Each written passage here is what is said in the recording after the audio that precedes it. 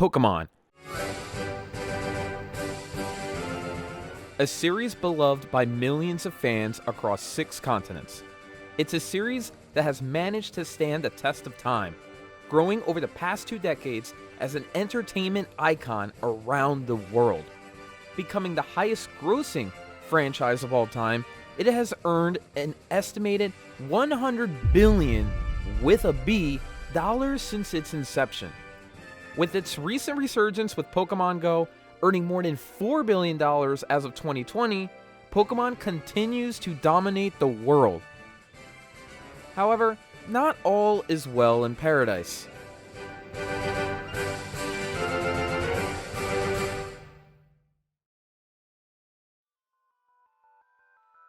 A disease, if you will, has taken root and has begun to spread.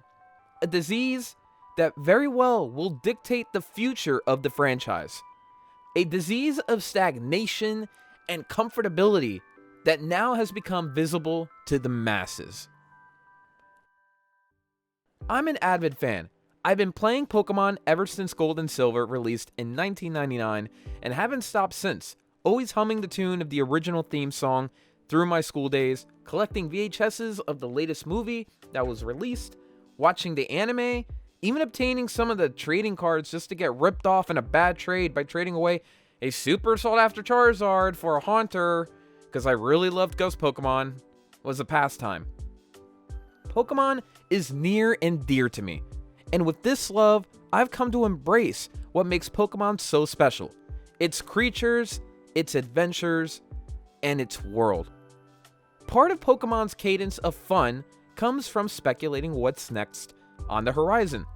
What Game Freak is actually conjuring up in their Japanese offices, secret from the rest of society. Every new generation, a group of fans, me included, jump to the bit for any morsel of new details and information on what's to come in the next mainline game. Hunting for any YouTube video that may give us a glimpse of truth in what's to come. It's like nerd cocaine for drug addicts. What features are going to be introduced this time? What's the region like and themed after? What about the characters? And most important of all, the Pokemon.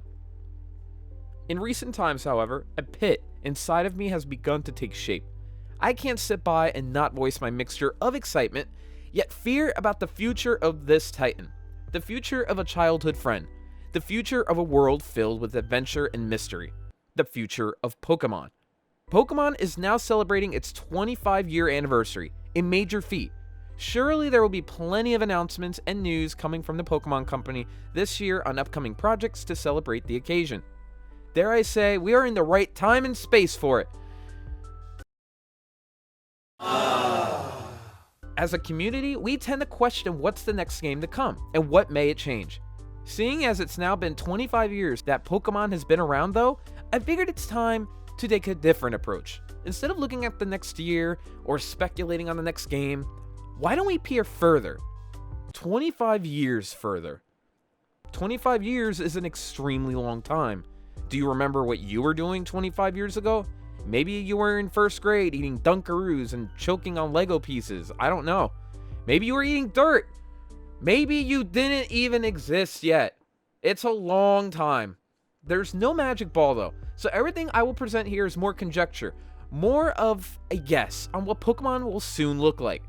There's a reason I really wanted to take on something like this. As a franchise, I'm actually quite worried about Pokemon. Now when I say worry, I don't mean I think Pokemon will die, silly for me to even fathom that. Quite frankly, Pokemon is here to stay for decades to come, and potentially continue to be as popular as it is now, unlike its counterparts. But as I mentioned earlier, there's that disease I feel that has taken root, the disease of stagnation in a way, and it's time to examine it to maybe get a glimpse of where we are headed. Ultimately, this is just my opinion, and there's a possibility I can be completely wrong. I mean, if you told me 10 years ago we would get yet another remake of the Kanto region in Gen 1, I would have spat my drink right at you. Or if you told me the next team would be called Team Yell, I would have just yelled at you myself. Ultimately, I want to provide an idea for a more overarching change in direction we can see for Pokemon.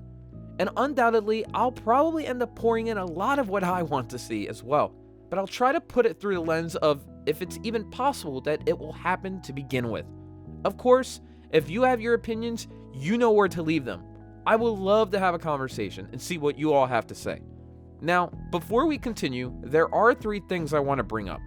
Number 1, in making this video, I slowly began to realize that on top of trying to accurately predict the future of Pokemon, I couldn't help but just add in what I, as an individual, want to see.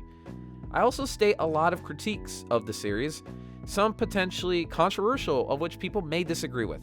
Or for all I know, maybe much of what I'll be saying is something you vibe with. Either way, your opinions are valid and I would love to hear from you in the comments. Just keep it civil. Number 2, there's a lot I'm going to be talking about in this essay. Some, if not a majority of this video, will assume that you have some knowledge of Pokemon as a series. Nothing too in-depth or crazy, but just a holistic view of it. As such, I hope not to get my facts wrong. If I do, and I find out about that, I'll make sure to post corrections in the description below. And I welcome you guys to point out if I made a mistake here and there. Number 3, I want to give a major shout out to Nintendo Unity, Nintendo Utopia, Nintendo Movies, and Rabbit Retrospect Games for much, if not all, of the game footage shown in this video. Recording older Pokemon titles can be time-consuming and cumbersome, especially with older pieces of handheld hardware.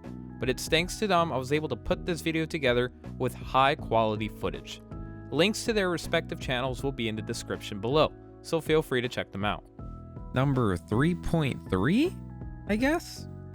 So, a lot of this footage is from those 4 sources that I did mention just now, but I also used some footage that came from other sources as well. And if that ever happens, I'll make sure to credit them at that point in the video. Otherwise, all the video has been taken from those original 4 sources. I just wanted to make that little amendment there.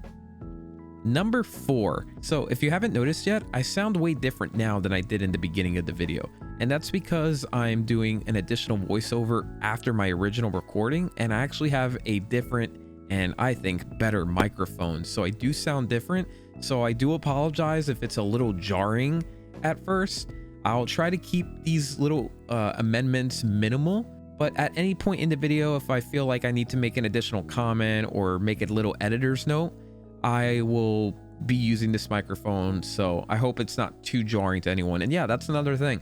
There will be editor's notes throughout this video. Hopefully not too many, but if I feel like I need to just bring up something, then I'll just plug something in here. It actually leads to my 5th, and I promise this is the final point. Of course, my timing is absolutely impeccable. Just a couple of hours ago, Pokemon Company announced Pokemon Legends Arceus, which is their first legit open world game. And funny enough, a big chunk of this video is about Pokemon going open world. So with that being said, I actually think this video is even more relevant than before because now we actually have context for what Pokemon Company is going to do with an open world game.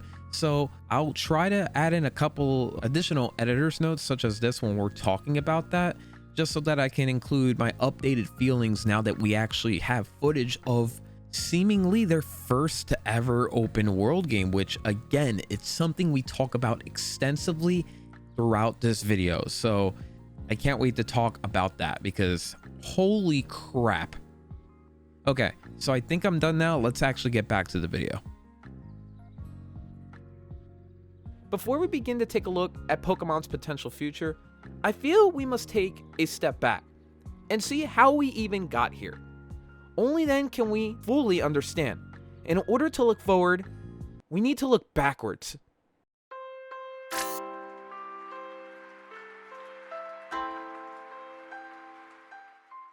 Pokemon began with Pokemon Red version and Pokemon Blue version in 1996, or Red and Green if you were in Japan. Hearing the opening tune and watching the intro made imaginations wild for so many. This was a whole new world to explore, with creatures known as Pokemon to catch and form into players' own team. This RPG experience was new for many.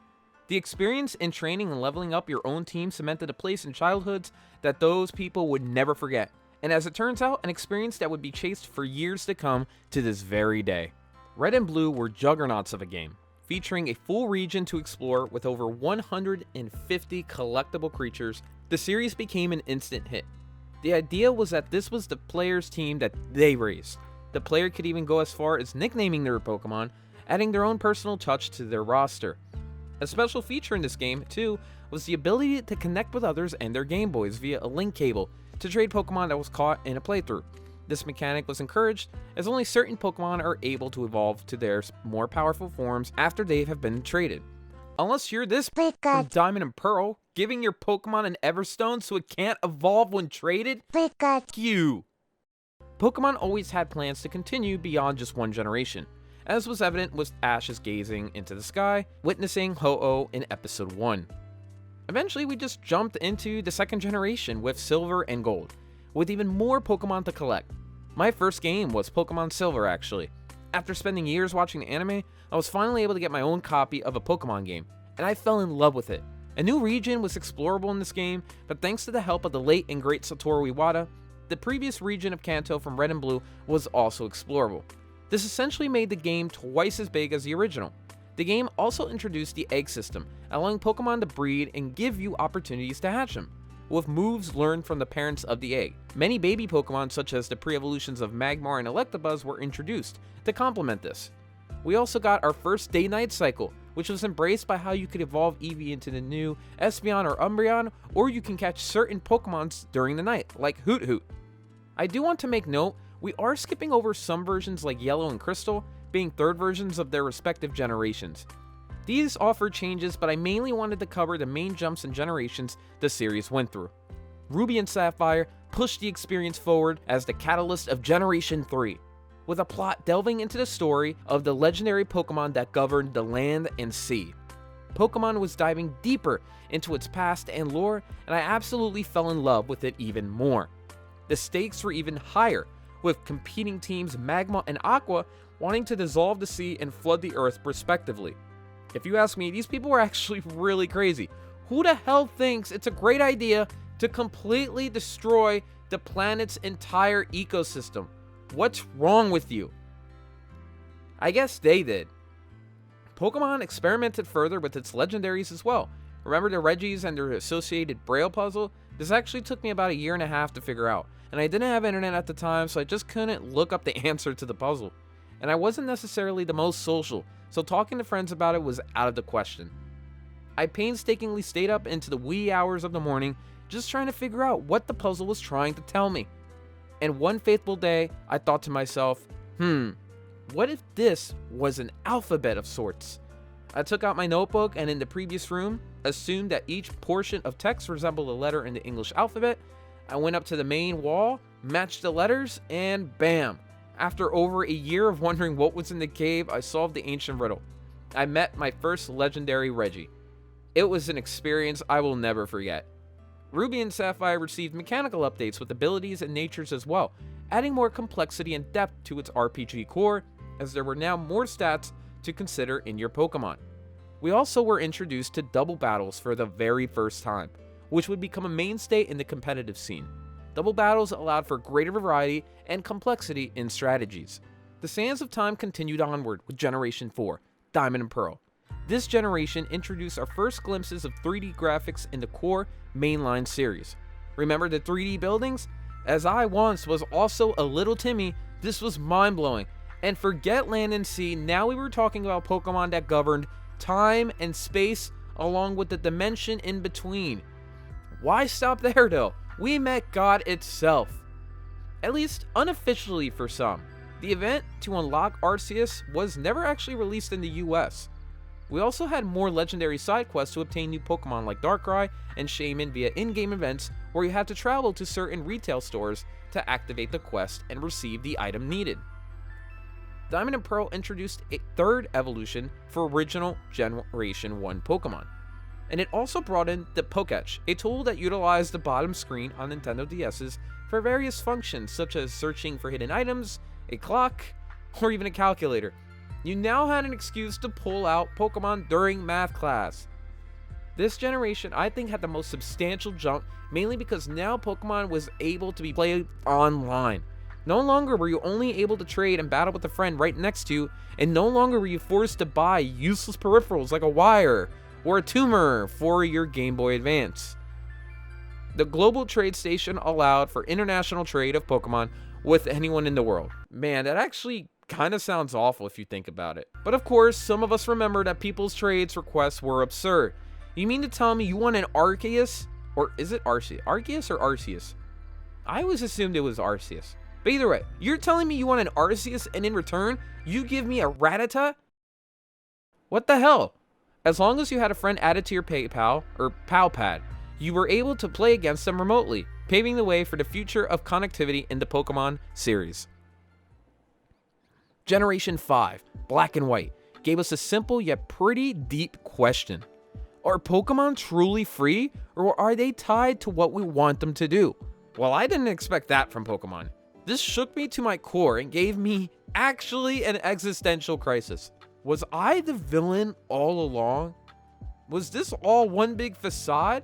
Am I evil incarnate? Was forcing my Larvitar to breed 24/7 with Ditto to obtain the ultimate specimen of the Tyranitar line with perfect stats wrong? What happens when your Pokemon are NPCs?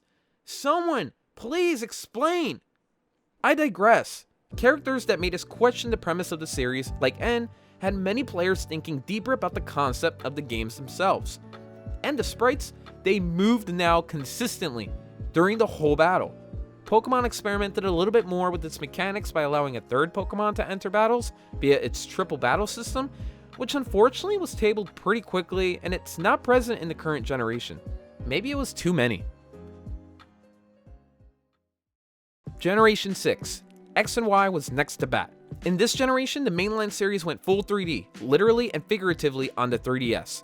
I will admit though, there's something about the sprite arts I'll actually always miss. But this was where we were always headed, ever since Pokemon Stadium. It also gave so many Pokemon a fourth evolution, kind of, in the form of Mega Evolution.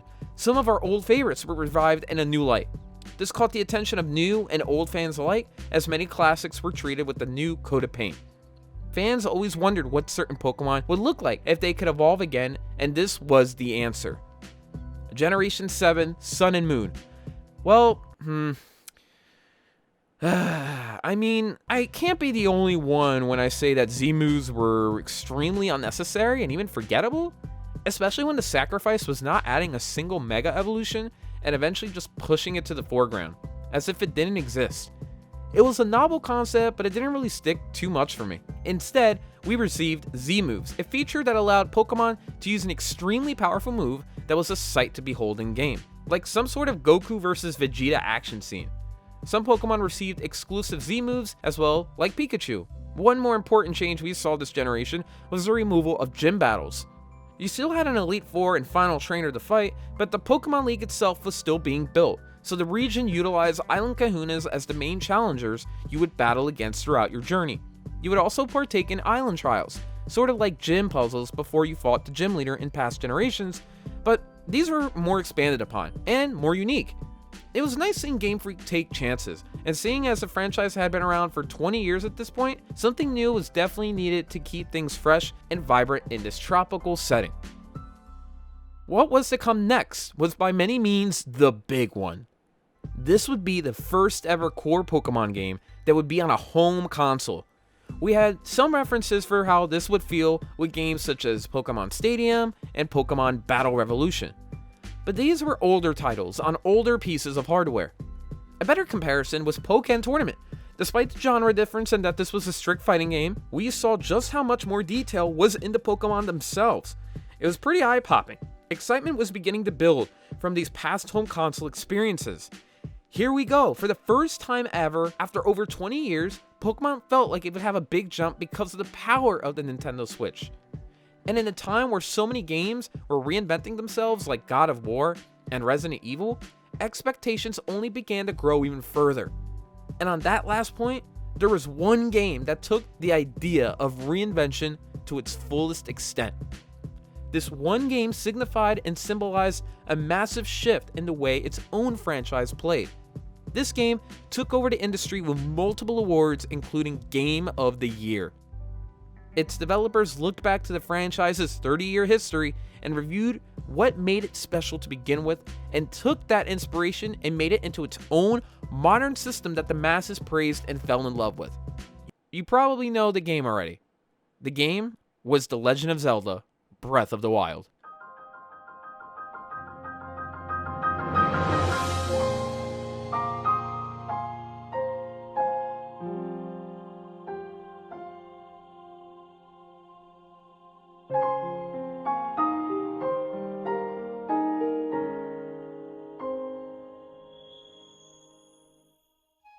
Now, I could go into an hour-long conversation about what made Breath of the Wild so special, but to wrap it all up really nicely, it completely changed the formula of The Legend of Zelda in such a way that expanded and respected what the original did. It was such a massive shift and change that it almost felt like a whole new franchise, from the unguided structure of its story and world where you can go anywhere you want, including the final boss Ganon, to its engaging chemistry mechanics where you can manipulate the world to do what you want, and a plethora of mini dungeons, or shrines, really. Everything felt different, but in a good way. This was a massive gamble to take. We're talking about completely changing how a 30-year-old series played, but this gamble succeeded greatly. After seeing what Breath of the Wild was able to accomplish with The Legend of Zelda on the Switch, expectations began to overflow even more. The next game that really was due for a big change was within sight and coming out very soon. It was Pokemon's turn to bat.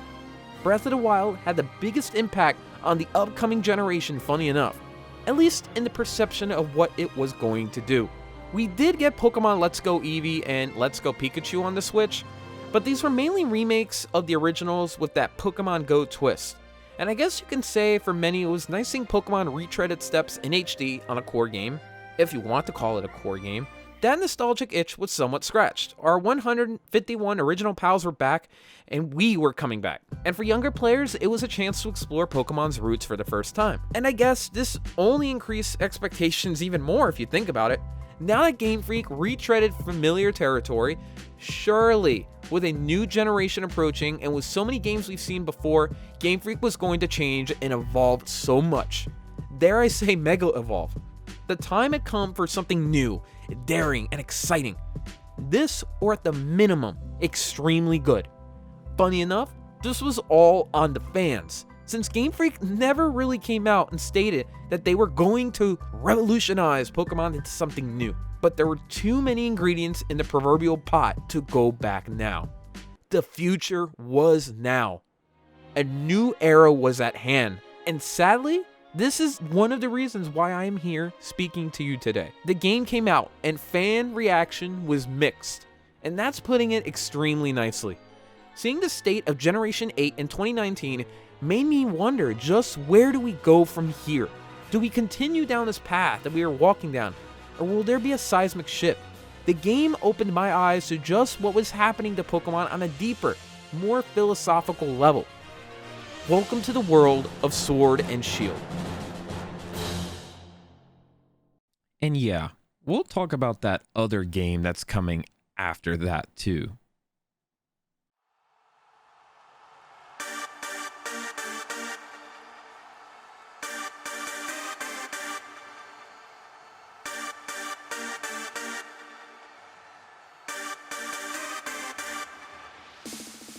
I want to also reiterate before I continue that despite my critiques, I love Pokemon through and through, even Sword and Shield.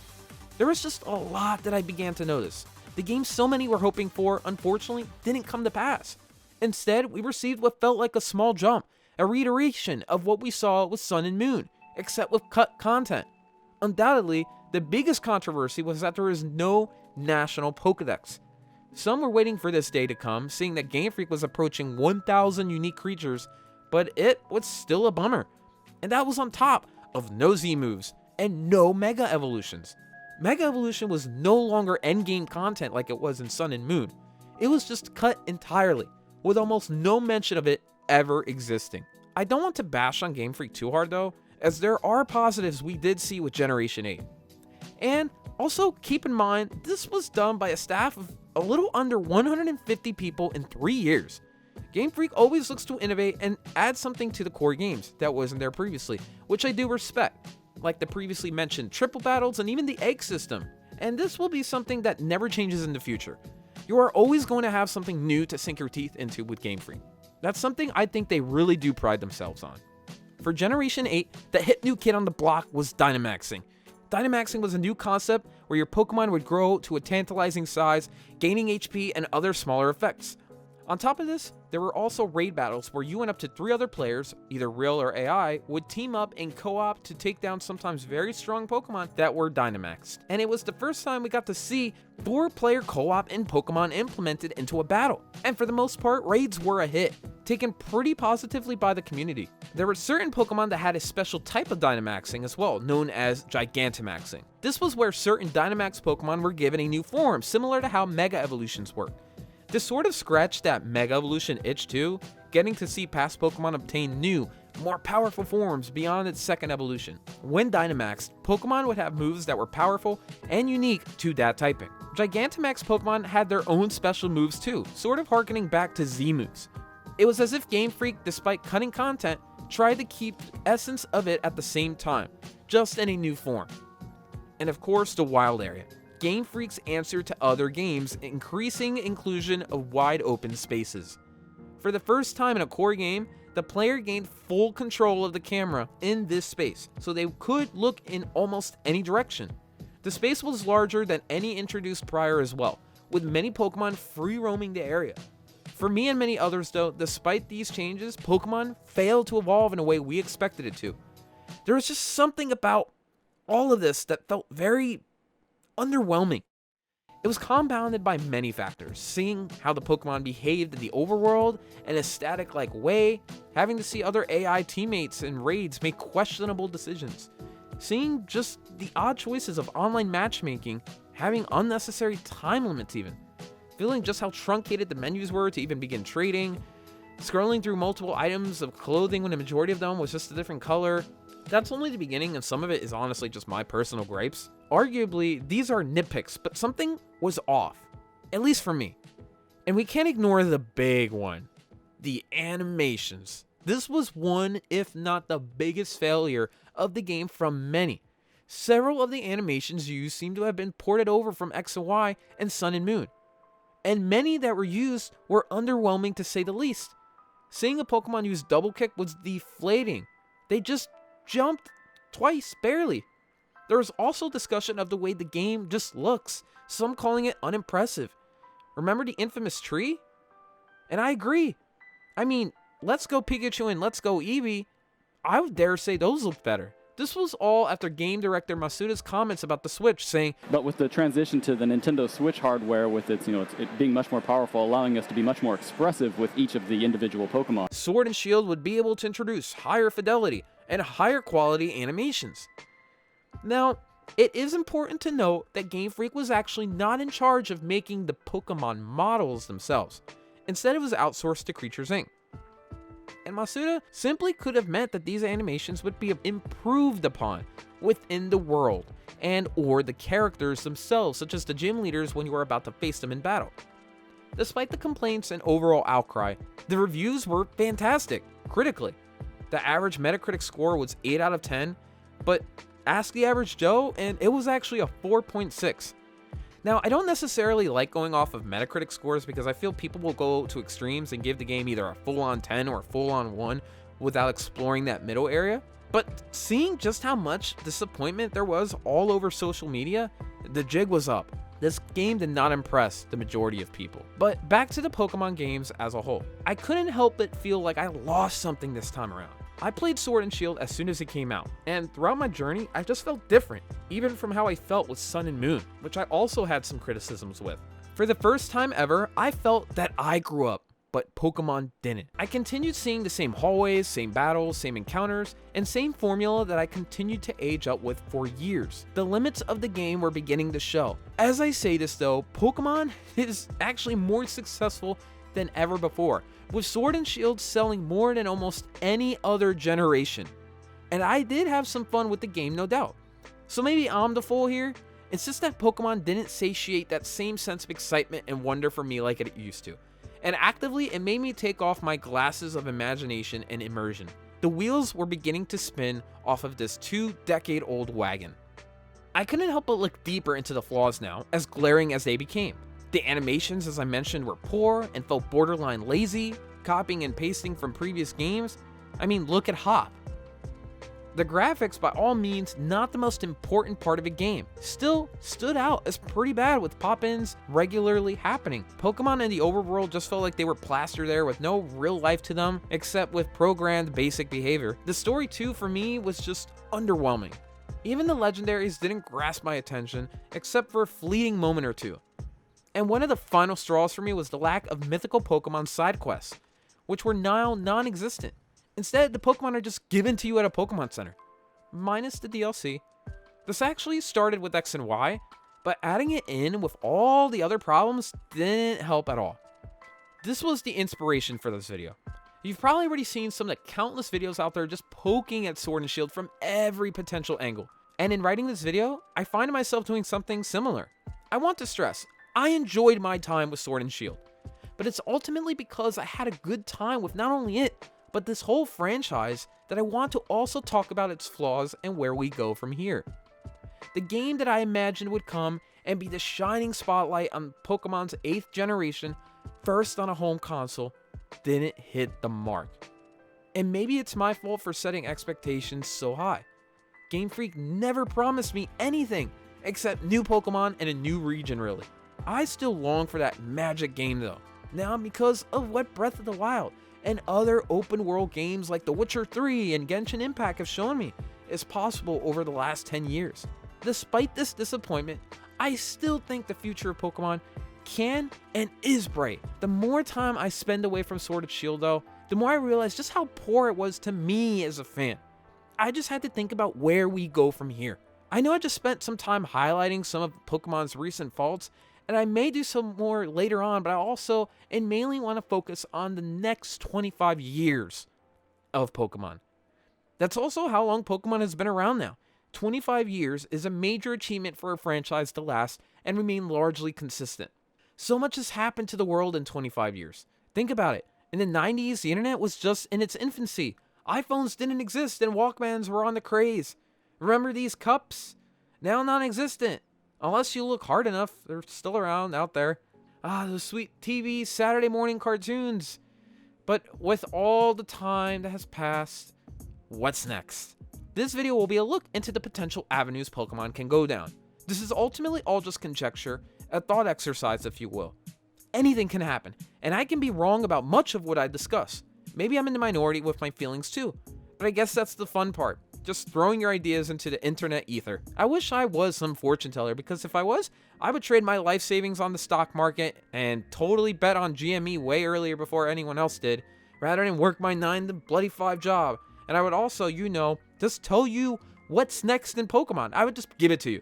But, what if I was right on much of this? I mean, I feel like some things are pretty obvious, just looking at where we have been with Pokemon. Maybe I'm right, maybe I'm wrong, but I'm willing to take a gander and come up with the future of Pokemon. At the end, I really only see 2 paths that this franchise may go down. A path of innovation and change, or a path of comfort and improvement. Let's break it down.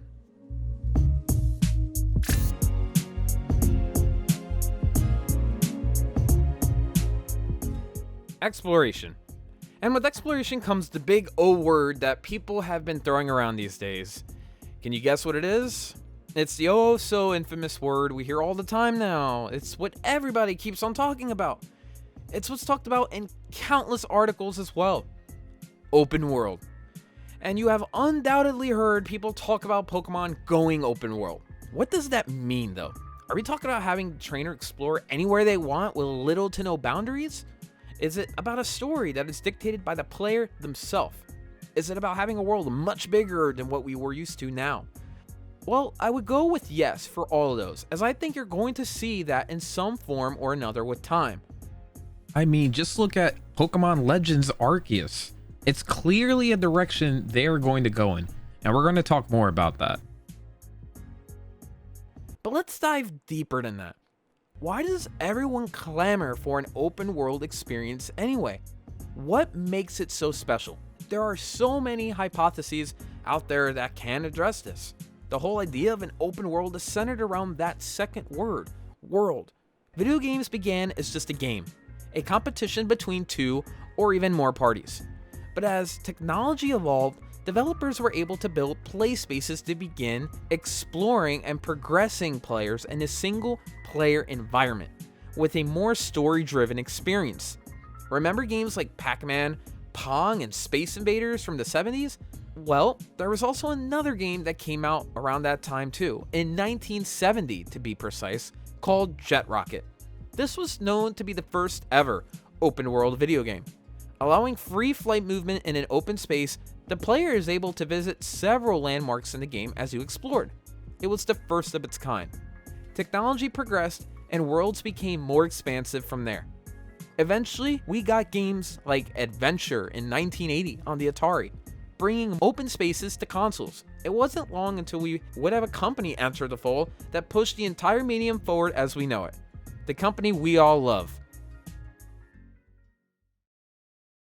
With games like Super Mario Bros. And The Legend of Zelda on the NES, spaces started to become more expansive and elaborate than ever, allowing you to go off the beaten path and explore. The original 1986 Legend of Zelda is the best example of what was to come. In the beginning, the games allowed the player to essentially go in any direction they wanted, something adopted by many open-world games today. Even Super Mario Bros. Had secret paths that allowed you to bypass major portions of the game as a reward for exploration. It's this sense of control, of choosing your own path, that adds to that illusion developers want you to experience. As with books and movies, games can emotionally bring you into its world, away from the trials and tribulations of everyday life and news, always teeming with controversies and unfortunate world events. Robert Kuby explains in his research published by the Journal of Communication that studies have, quote, made it clear that television is an activity likely to be chosen by people wishing to escape from negative feelings and from the demands of reality. And that's just television. Video games are even more potent because you're in control. It's your actions that determine the story, your story. You're more invested because of not only this, but quite frankly, the price tag as well, which is significantly larger of that than any other medium. And come on, who the hell reads books anymore? Books are for losers, right? Gamers don't read books. Games now can take upwards of over 100 hours to complete too. People want bang for their buck, especially in this age where money can be extremely hard to come by for so many people. We want to get lost, now more than ever. I mean, look at what's happening to the world. 2020 was enough. Just turn on Twitter and tell me you don't want to jump out of a 10-story window. Social media feeds are filled with toxicity, politics, and traps. And that's compounded with the issues you may individually face in your life. Open worlds allow us to run from reality, leave our problems behind, and chart our own adventure with us at the center of the universe. As facetious as that sounds. How does Pokemon relate to this? Well, look at something like the Pokémon anime. Running over 1,000 episodes, the anime is about the story of a supernatural being that takes the form of a child who never ages, traveling unsupervised as a 10-year-old in a world filled with creatures ranging from teddy bears to ice cream cones to gods of time and space to masters of destruction. That escalated very quickly, all the while looking to become the very best like no one ever was, and stop the evils of Team Rocket and other crime syndicate organizations. It's freaking awesome. This is a world I still want to be a part of, despite its unrealistic premise. That's how Pokemon, in a way, introduced the idea of another world to me. Always seeing Ash journey through the natural habitats of all these creatures while exploring countless cities and cultures. It's way more exciting than riding a school bus Monday through Friday, dealing with the putrid smell of pollution-ridden New Jersey. But what about the games?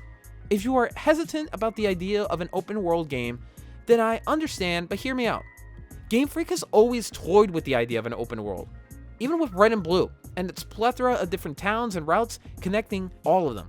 These routes, though mostly guided, contain some areas that allowed for a branched out path you could explore to obtain rare items such as TMs, moves you're able to teach your Pokemon. Game Freak just never took the concept of Pokemon that it had into its ultimate endpoint, at least not yet. Why stop at just the routes? Why does a measly set of trees block me? Can I just keep pushing forward? I mean, Game Boy does have its limits, along with many of the other systems that Pokemon has been on. But these are still questions in the back of my mind. Game Freak has been playing with this idea of a more open space even more so than ever lately in Sword and Shield with its wild area. But to be quite frank, that wild area was a bit of a joke. Looking at the space itself, with very little points of interest except the plethora of dens, left much to be desired. All great things though have to start somewhere. Despite the lack of places to even explore in the main wild area introduced in the base game, it's a foundation for what is potentially to come down the line. The trajectory of Pokemon going open world is a distinct possibility, and dare I say, pretty obvious at this point. This is only emphasized more when looking at the game's respective DLC, Isle of Armor and Crown Tundra. In the DLC, there is arguably more to explore with winding paths that lead you into different zones of the map. And in this regard, these DLCs trump the original wild areas by expanding upon it. There's simply more little spots to explore. And in regards to Pokemon Legends Arceus, I mean, it's even more prevalent. And this is actually being developed by Game Freak specifically. So I can only wonder if they're also working on Gen 9. Maybe a separate team is working on that. And I can only think, though, that what they're going to learn from this game is going to transfer over more so into Generation 9 or maybe 10. Not sure how much communication the two teams are having with each other, but I have to assume they are. And this project specifically, I think, is very purposeful because they want to learn the mechanics of an open world game and how to really build it out, I think. Game Freak could have easily just given this project to someone else and licensed it out. When it comes to the Pokemon Diamond and Pearl remakes, Game Freak isn't necessarily working on them specifically. Another outside team is assisting on that project. Game Freak is tackling on this open world specific game, which tells me this is all leading up to that ultimate open world future. I mean, it's not even the future anymore. It's in one of their next big games. It's right there. As a matter of fact, in an interview conducted in November of 2019, Sword and Shield game director Shigeru Omori was asked about Pokemon going fully open world, since in the wild area you now have full control of the camera, another first for the core franchise. Omori replied, "We always wanted to come up with new surprises for our players with each new Pokemon game. This is our first time introducing free camera movement in the series, so we're excited to see how our players will respond to it once they get their hands on the games. We'll think about what we want to do in the future based on those reactions." And the reactions, well, it depends how you look at it. By itself, more exploration and control is something that is seen as positives, and I would bet that many people appreciated the push in this direction towards that open world future with the wild area. And for the camera, not a single complaint. People loved it. People want to control the camera. Why would you want to be restricted? The camera, that was an extremely big deal when it came out. No longer is the player forced into a guided singular perspective. It allows you to get a little more lost in the world, being able to look in any direction you desire. The less restrictions a game has, the more you can immerse yourself without getting mentally kicked out. It's a world that you can manipulate and do whatever you want in.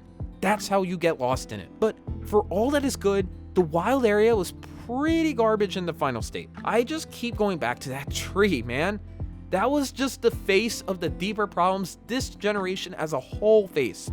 It was as if there was an idea here, but it never fully got fleshed out. It all just seemed like a skeleton of what's to come in the future. I can only wonder what Game Freak would have done with its space if given more time. I hope Masuda and the rest of the Pokemon Company can understand the differences in people's criticisms.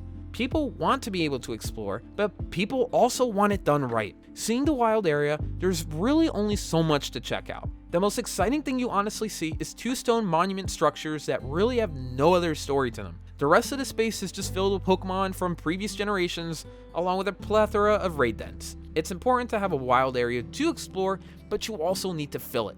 A game as wide as the ocean, but as deep as a puddle. That is what will lead fans to be disappointed.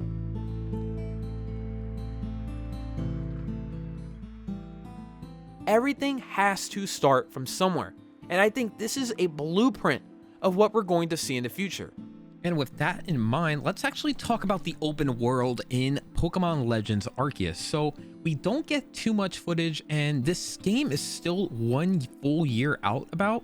So there is a lot that could change, but I think the foundation and pretty much what we're looking at is what we're going to be playing, and I don't think there's going to be too many surprises in this. Obviously, this definitely has been inspired from Breath of the Wild just due to all the nature that's surrounding the entire world. Now, at first glance, there doesn't seem to be a lot going on though. You do see an occasional Pokemon or two, but that's about it. It's not like the world is filled with these creatures, and I would say that probably has to do with the limitations of the Nintendo Switch hardware. Will we get a Nintendo Switch Pro? I mean, that's a whole other conversation.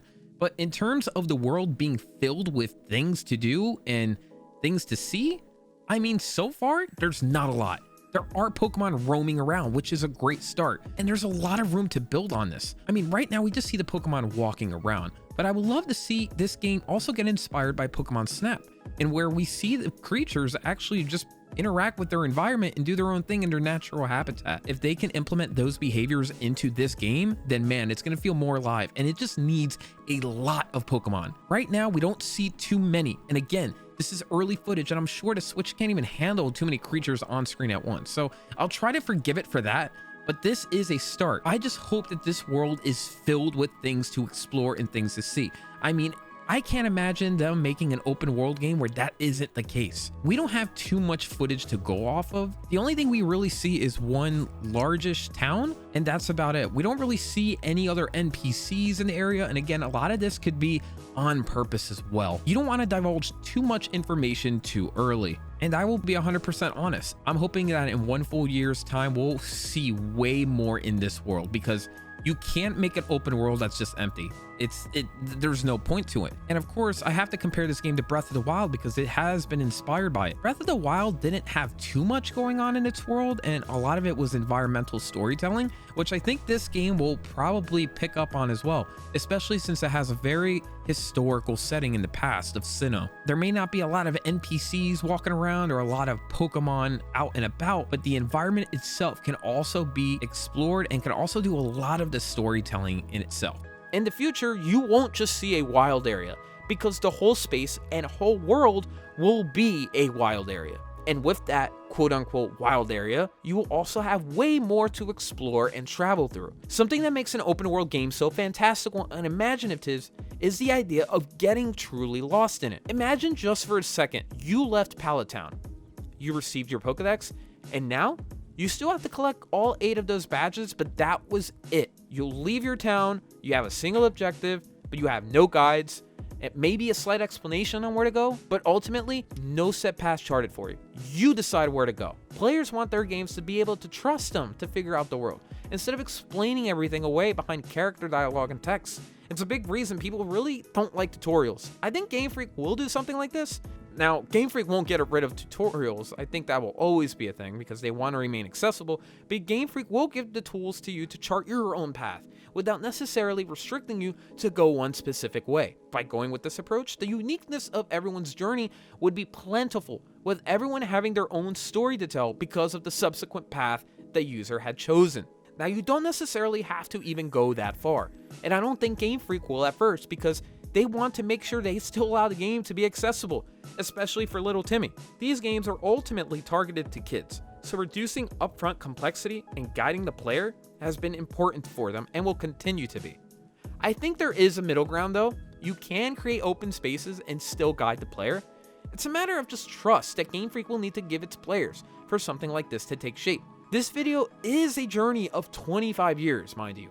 Maybe at first you'll see more open spaces like the wild area, but you'll still get pushed in one direction. With time though, I think that's going to change. An easy way that Game Freak will improve its space is with the addition of unique points of interest or landmarks. On top of just adding more to explore and look for in the world, adding more landmarks can help to sort of trick the player in the sense to not go down the designated path and just explore. Or even the opposite if you place it near the objective. Why go talk to a trainer in the next town over in the north immediately if I see a cool looking structure off to the south? And it's just great for the world. There's just more things to check out. I think of games like Skyrim in this regard. I can't tell you how many times I've decided to go off the beaten path. Before I knew it, I spent the whole day there instead of tackling my main objective.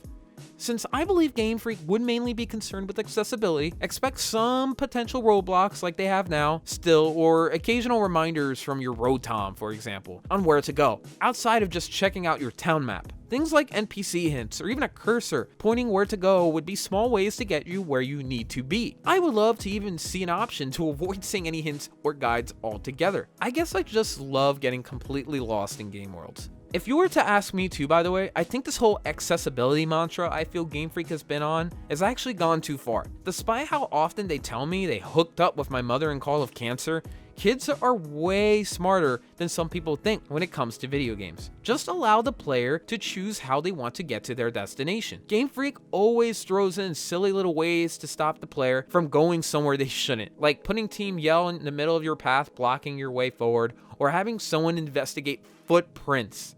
Something like this would have to go to the wayside except for very specific dungeons or endgame areas. I just don't know if Game Freak has the guts and cojones to go that far, and just let the player wander off with minimal instruction and guides for quite a while. In discussing Pokemon Let's Go Pikachu and Let's Go Eevee, game producer Junichi Masuda pointed out what I see as a philosophy that Game Freak has taken on. Quote, back in the day, even playing in the virtual console version of the original Pikachu version, it might take, 30 hours, 40 hours to kind of complete or progress significantly in the game. And in this age, with so many games to choose from, we thought that we'd rather make something that was easier to progress through and kind of tailor that playstyle to how we think that the playstyle has evolved over the years and how children are playing games now. It's this thought process that I think will slow down the eventual destination Pokemon will arrive. At the same time though, people desire longer and more complex worlds to explore, so it's almost like there's a clash of truth and ideals here.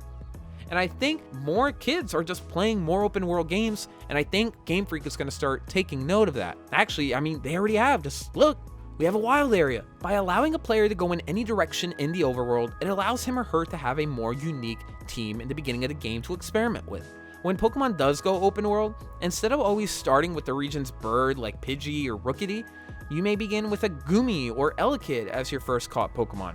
It's something that can be experimented with that will make the player's journey more unique to them. Now, some may bring up that this could potentially be a balancing nightmare. Pokemon routes tend to scale up as you go further into the region. Maybe in routes 1 through 3 you fight a Rookidee, but then in routes 9 through 10 you're fighting a full-on Corviknight. How do you translate this to a world where you can go anywhere? Well, there's a couple of options Game Freak can explore. Option 1 would be to scale the world up to your level, and it can be based on the amount of gyms you've defeated. For every gym badge collected, your world level can increase. This world level would dictate the level of the Pokemon you fight. This can work similar to Waifu Impact's world level system, where all enemies are scaled upward in difficulty after completing the game's set Ascension dungeon. Once your world scales up, you're given access to activities that give you better rewards, and in Pokemon's case, can give you better Pokemon. Game Freak could also set the level of Pokemon you fight against to be equal to the averages of your team. That way you can always dictate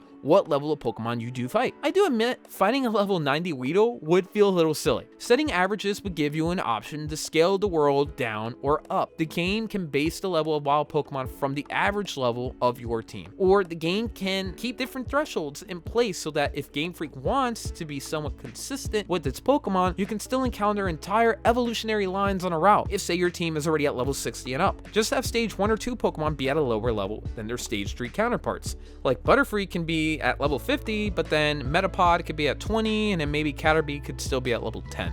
Other than seeing which Pokemon was fully evolved, how else would the player know which wild Pokemon was a high enough level to warrant fighting, so they could train their team? Game Freak can implement having the Pokemon's level showcased right above them in the overworld, sort of like Waifu Impact. I've been playing a good bit of Genshin Impact lately, so I guess this is where a lot of the bias and the ideas are coming from, but it's not the only one to have this in place. Breath of the Wild does this in the form of an HP bar, showing how much damage the player is going to need to deal before defeating the enemy. This allows the player to decide if this is something he or she wants to challenge. In the wild area, we see Pokemon early on that are way higher in level than what your team most likely is. It's somewhat obvious just based on if the Pokemon is walking by themselves or even just what the Pokemon is compared to the creatures around them. Like this Onix, for example. There's no other Onix nearby, so this Pokemon must be one to be careful with. Maybe a better way would be to add a red outline to the Pokemon? It's funny enough because when you enter a battle with one of these powerful Pokemon, the game then points out how strong they are. Kind of pointless now that I'm in the fight and I can see their level, right?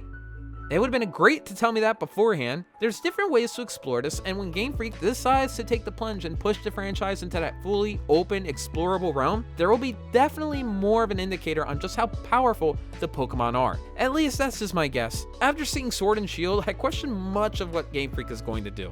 Since the entire world would essentially be explorable, you would have more freedom to go after specific Pokemon in almost any order you want. Game Freak can promote further exploration by hiding more powerful and rare Pokemon in areas that are hidden well from the beaten path, like in a far-off cave from town. We see this with some legendaries like Heatran. They sort of do this as well to items to an extent with little branching paths. For example, sometimes you have to go behind a building to find a TM cleverly hidden. Expanding that concept in a bigger world would present so many more possibilities. Ruby and Sapphire are infamous for hiding Feebas in a sea of hundreds of tiles in Route 119, only to be found in 6 of these tiles by fishing. The player had to pray to the RNG gods that if they were on the correct square, a Feebas would appear pretty quickly.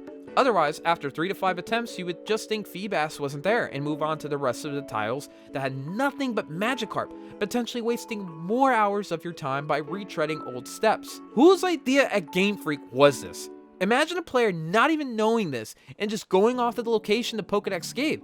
You have a better chance at your imaginary anime waifu becoming real and jumping through your screen. Instead, maybe add some more clever ways to introduce these harder to find Pokemon. Maybe you have to search around for a secret entrance in a route, or maybe you have to accomplish a side quest that gives you access to a new area where you can find rare Pokemon. Maybe talking to NPCs gives you a couple hints or clues. It's a couple of ideas Game Freak can play around with to turn it from RNG to more of a narrative and explorative style experience. I say all this, but I also admit keeping that RNG is vital because that's part of the fun, you know? After spending a persistent 30 minutes to an hour, finding that Mimikyu or Jangmo-o gives that oh so wonderful rush of dopamine we unknowingly chase. It's fun to keep trying because when you eventually get that success, it all comes together and feels worth it. It's part of the journey, so maybe a hybrid approach is best. The idea of every trainer having a completely different team by, say, Gym 3 is so exciting to think about too. That Pokemon team can be the story of what that trainer decided to do within its world. And since any path is acceptable, Game Freak doesn't have to necessarily remain constricted to just the environment that the trainer is in. You see some of this with AI players that have Pokemon not easily found on their respective routes, but it can be expanded upon in that open world with real players. If, for example, my friend has a Gumi, then that would clearly tell me he went to the far-off mountain in the north instead of the massive lake to the east when I fight them. It's a way to represent the player's path and journey. How many times are we going to lead with the region's bird Pokemon in the first route? If I was a betting man, this wild area is the single biggest change you will see in Pokemon in the future. You will eventually get a Pokemon game that gives you full control of its camera everywhere. The reception was positive to that camera. It's the substance and quality of the wild area itself that people had a problem with. With the camera control, you can do more things with your game, such as hiding items in more clever areas without the need for the camera to automatically change its angle. Game Freak can also build on its creativity with its puzzles now that they can utilize a 3D space. This will also require a large amount of time to craft properly, since Game Freak would now have to design assets in every angle. For the player can now look behind a building or just the entire opposite side of the city. Man, I think of little things like what if you get your bird Pokemon out and it carries you to the top of a building where you find a hidden item there instead. I don't know, these are just things you can explore in a completely open environment. Can Game Freak pull off this much of a change in a typical 3 to 4 year window? Honestly, I don't know. These massive changes take time, and I don't expect everything to change in one generation. It's a major undertaking that will require much more thought and time to test. We're talking about changing a massive part of Pokemon, but in 25 years, I actually do see much of this happening. The world itself will by far have the biggest change. Funny enough, Game Freak actually has confirmed that they are taking on this project Legends Arceus, which gets me wondering, is this only part of their team or is this their entire team working on it? This game by far is going to be a major undertaking for Game Freak because they have never really made an open world game before, and I can only think that this is only only their second team, and their core team is already beginning to work on Gen 9. We already know from past generations that Game Freak begins work on the next generation as soon as the original duo games are over, such as Sun and Moon. As soon as that game was finished, they were already working on Sword and Shield. At this point, they're probably in the concept stages of the game, and they're probably going to begin programming everything maybe later this year or next year after this game ships. Who knows, really? I wish we can get actually a little bit more details on this team structure at Game Freak, but my idea is that there's two teams, one that's working on the main open world game and the other one already working on Gen 9. As soon as Pokemon Legends Arceus is over, that team will migrate over to Gen 9 to help complete the project. I find it great though, because Game Freak is going to learn a lot from making Legends Arceus, and all that knowledge is going to get brought over to Gen 9 and beyond. And I think that's a big reason why they decided to take on this project personally instead of outsourcing it out. And of course, with this game being made, they couldn't possibly make Diamond and Pearl remakes on top of that, which is why another developer is doing that. But back to a little bit more about exploration. I wanted to provide a really good example of something I will always cherish in my Pokemon history that I would love to see brought back. Not exactly, but I want that feeling to get brought back. And hopefully it does get brought back in Legends Arceus. A moment I always harken back to is when I finished Pokemon Diamond on a school bus ride back home. I noticed an additional path that I never originally saw on a route I traveled often. I decided to venture in to eventually discover a cave. Mind you, I had no idea what to expect. I didn't even know about this path when I stumbled upon it. Was it always there, or did it unlock when I beat the game? As I progressed in the cave, I realized that the rooms were randomized, but by brute force, I kept pushing onward to eventually meet Giratina, master of the distortion world. I had chills at first looking at this creature in the overworld, and then in battle. What was this thing? It looked like some snake that spawned from my nightmares. I didn't know about it at all. No hints, no rumors, nothing. That experience was organic as can be, with no NPC even telling me about this or hinting at it to me from what I remember. And when I look back at Sword and Shield, I realized that it never had any of these moments. Black and White and X and Y sort of had this moment with Kyurem and Zygarde respectively. Zygarde specifically, you were able to find in Terminus Cave off of Route 18, only after defeating the champion. That's because some asshole ace trainer blocks your way for a majority of the game. What a piece of shit. I don't know though. There is something about the shape of the cave that Zygarde is in that made me more interested, along with the name, Terminus. Just what did that mean? Why was this cave shaped like this? Again, I could be looking into it too much, but these are questions that come up in my head. Just what was Zygarde all about? And why was it here? We get snippets of information from the Pokedex, but I don't know. I guess I just want more. I love Pokemon and its mysteries. Giratina at least received more of an explanation in Platinum, and Kyurem did as well on Black 2 and White 2. Zygarde, though, got completely shafted and thrown into the garbage bin with Oscar the Grouch. Considering Zygarde has one of the best forms any Pokemon ever gets, I think that's a shame. Take a look at Route 1.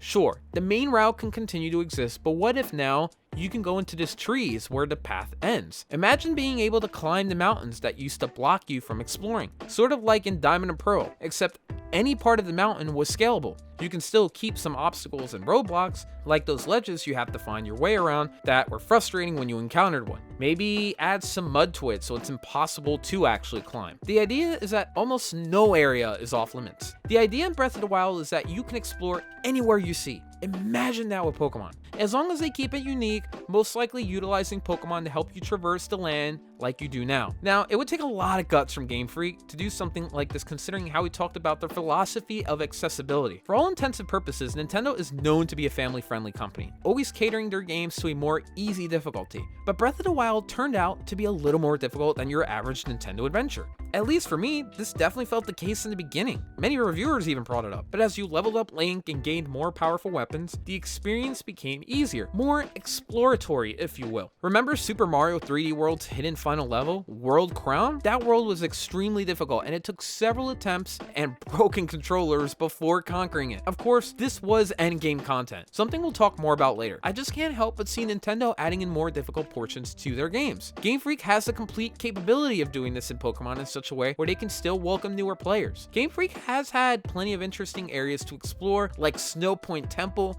and Relic Castle. There are two examples though I think of of that Game Freak came so close to similarly getting it right with exploration that I think can and should be improved upon in the future. And quite frankly, it's something I think we will begin to see more of on a deeper level. During a run on Pokemon Sword, the player has a run-in with one of its main characters, Sonia, the region's eventual new professor and simp magnet. Sonia points out a specific mine in the distance of Route 3 that's owned by Chairman Rose, the antagonist of the game. This mine processes ore into energy used by the entire region. Seems pretty important. At no point though is the player able to get a closer look. This specific rope is blocking their way from going towards it. Now of course, why allow a kid to go in a mine? They don't work there, so maybe that's why it's cut off? Bullshit. There's a mine just around the corner the player ends up going through. And for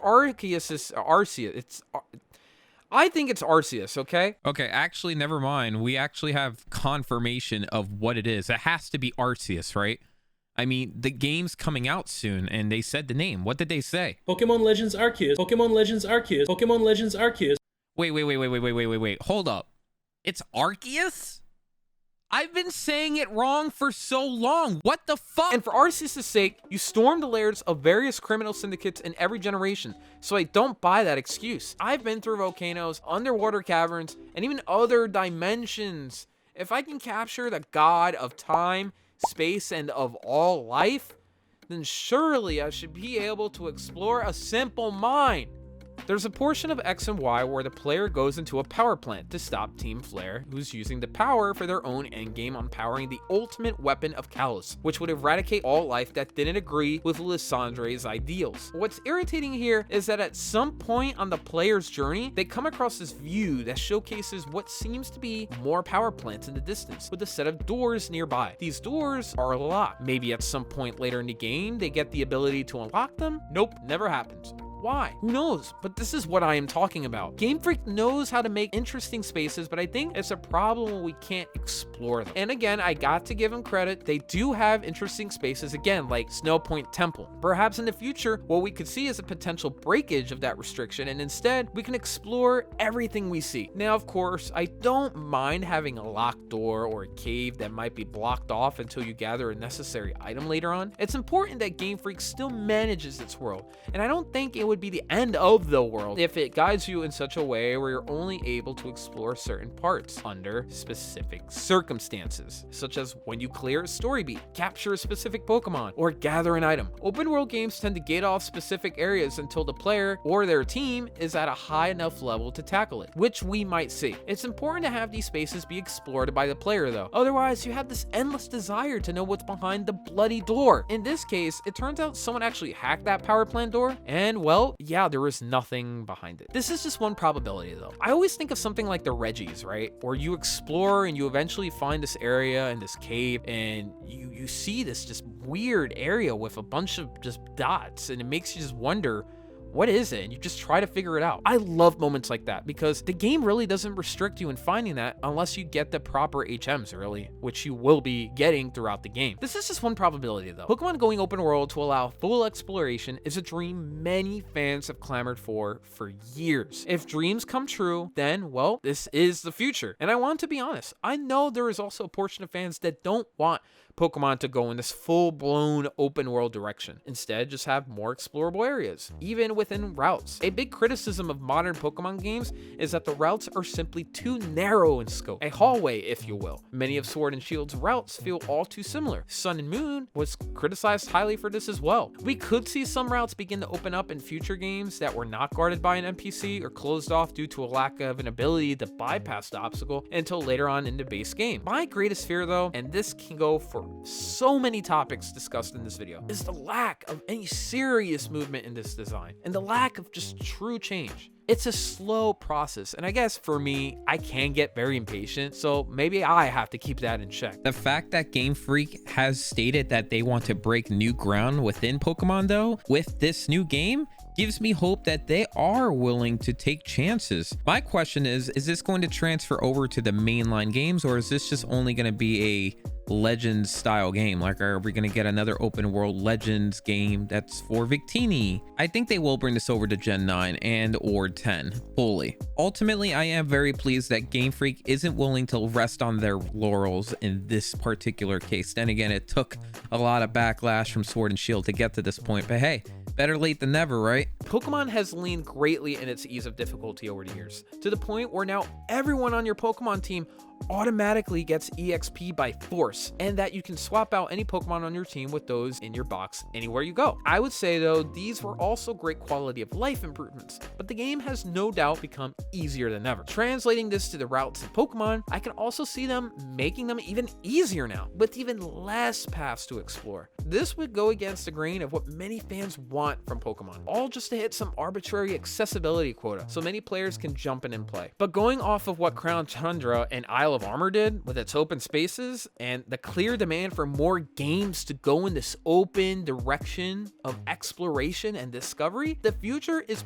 pretty clear. And the idea that accessibility and open worlds can't coincide with each other will inevitably be a fragment of the past. I think we are bound to see a paradigm shift, with Pokemon having more areas to explore and more cool landmarks to find, which will house legendary and rare Pokemon. The wild area was just the beginning.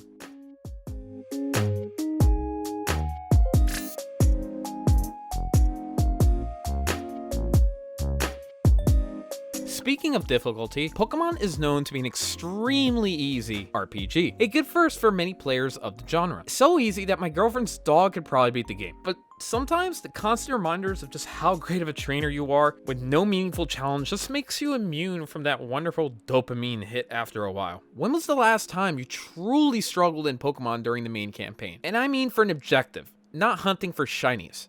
I will say, Game Freak was onto something in Ultra Sun and Ultra Moon with its Ultra Necrozma battle towards the end of the game. It actually took a couple of tries until I was able to defeat it. It was pretty surprising to me because I never had an experience so intense before in trying to win and actually failing. For the first time, I felt that I was actually struggling consistently too. It was refreshing. And of course, the music. Oh, pure euphoria.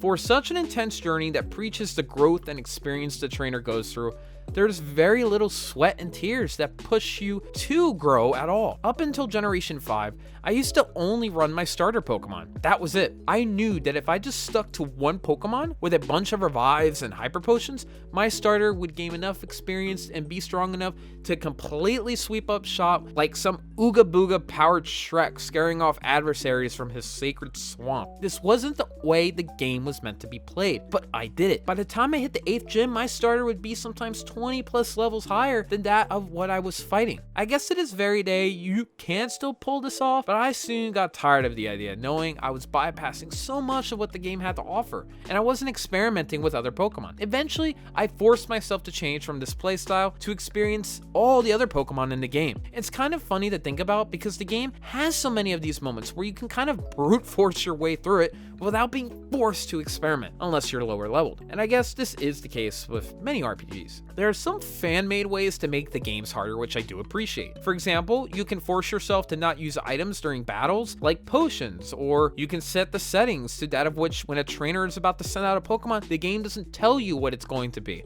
and you can't switch your Pokemon until the turn begins. There's also the very popular Nuzlocke challenge, where if your Pokemon faints, it has to be released, for it is essentially dead. It's like the same state that my Hey You Pikachu microphone was when Pikachu never listened to me. Anyways, on top of that, the first Pokemon you encounter in any given route must be caught. If it faints or runs away, you're out of luck. Because of these rules, each Pokemon is that much more important, and your virtual bond is just that much deeper. The community has been able to get very creative in making Pokemon more challenging. I just question the difficulty of the franchise from a Game Freak level, and if in some way that difficulty can be pushed further. Adding some additional options I think can go a long way, or preferably adding a deep and engaging endgame with additional quests that will take you to your limit. Funny enough, only one game in the franchise ever experimented with difficulty, and that was Black 2 and White 2 via its key system. The key system allowed the player to choose between easy and challenge modes, or Baby Yoshi and Bowser's Fury. depending on the version of the game you had after defeating the champion. You would then be able to give other players who had the opposite version the other difficulty setting. These modes altered AI behavior and increased or decreased levels of enemy Pokemon. Gym leaders and Elite Four members had a mix of different Pokemon as well, with different held items compared to the standard difficulty too. Imagine being able to select Nuzlocke as a challenge or difficulty in the beginning of the game, instead of manually making it up for yourself. It's not necessarily the most important tool Game Freak could and should focus on, seeing as the community can just, well, do the challenge manually, but it would be a nice nod to those looking to seek replayability, as well as the community that loves pushing the game just a tad farther. Adding randomizers would also be something that could happen, outside of just modding. This can be a simple, fun mode where every Pokemon you encountered is randomized from the over 800 that exist, or at least the amount that's programmed into the game. If Game Freak is worried about balancing and allowing players to trade or blaze through the story, have it be something unlocked after only beating the main campaign. And as for trades, any Pokemon caught on these specific runs can't be traded. Ultimately, players can make this work on their own, but it's nice to think about. And man, I kind of want to play a randomizer now. I've never actually done it. Will Game Freak ever bring back difficulty options to its series? I think so. Don't expect something like Nuzlocke to appear though. You may see these difficulty settings implemented in an update similar to Breath of the Wild with Master Mode.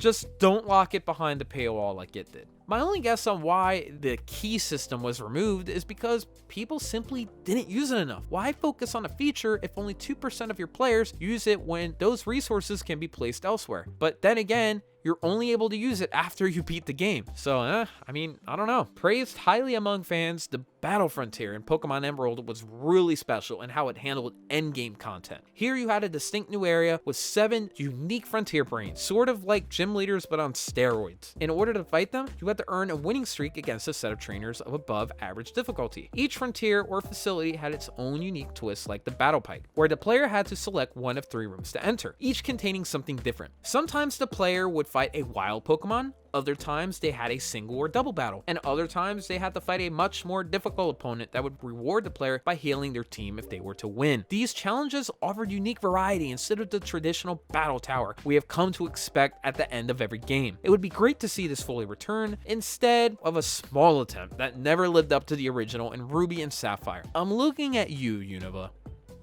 Endgame content is all about pushing the player to their limits, and with tools like the Battle Tower, it can be done, and still is. But Game Freak can continue placing a higher emphasis on this with engaging unique stories and rewards. Team Rainbow Rocket was a very clever and unique way to do this, paying homage to past villains, and I expect Game Freak to add more unique stories in future titles. But why stop with just one? Games have increasingly depended on updates to sustain itself over a longer period of time. Look at the DLC we received in Sword and Shield. Game Freak can implement additional events and missions over time that are very challenging, pushing the player to experiment with certain Pokemon even. Think of it like in-game events, outside of just a new mythical Pokemon dropping or rotation of Gigantamax to Dens. Let's look back at that Masuda quote from earlier. They'd rather make something that was easier to progress through and tailor that playstyle to how they think that the playstyle has evolved over the years and how children are playing games now. Game Freak is insistent that Pokemon is for kids, and to that extent, it is. I mean, just look at Ash. The man has never, that's the point. He hasn't aged. He's still a kid. The kid has not aged a bit and is still 10 years old. The characters you play as are kids too. Black and White felt it was leaning towards an older audience with its stories and even characters though. The design itself of the main characters just seemed a tad older and more mature. For a franchise that has lasted almost as long as me, it would be great for Game Freak to understand that not only kids play their games, but adults too. And I would be remiss to not say that kids, as with much of society now, are driven by the rapid gratification that social media and the internet at large has provided with its quick access to information and constant entertainment, all in the palm of your hand. When was the last time you spent at least 30 minutes without some sort of video, music, or podcast playing in the back or foreground to distract you? Masuda and Game Freak at large are hesitant to provide a deeper, more difficult and time-consuming experience because they fear that kids will move on to something else. But a case could be made that children will be drawn to the challenge even more. Don't get me wrong, little Timmies can be pretty stupid, But when it comes to technology and gaming, they don't get enough credit on how smart and persistent they can be. Adults now used to be kids, the same kids that beat games like Double Dragon or Ninja Gaiden, infamously difficult games that caused a widespread amount of house destruction. Then you have Mario Party and Mario Kart, which are in a league of their own with the amount of shit that gets thrown at you from other players. This game destroyed friendships and ruins relationships actively. Today's adults were kids that beat Pokemon Red and Blue.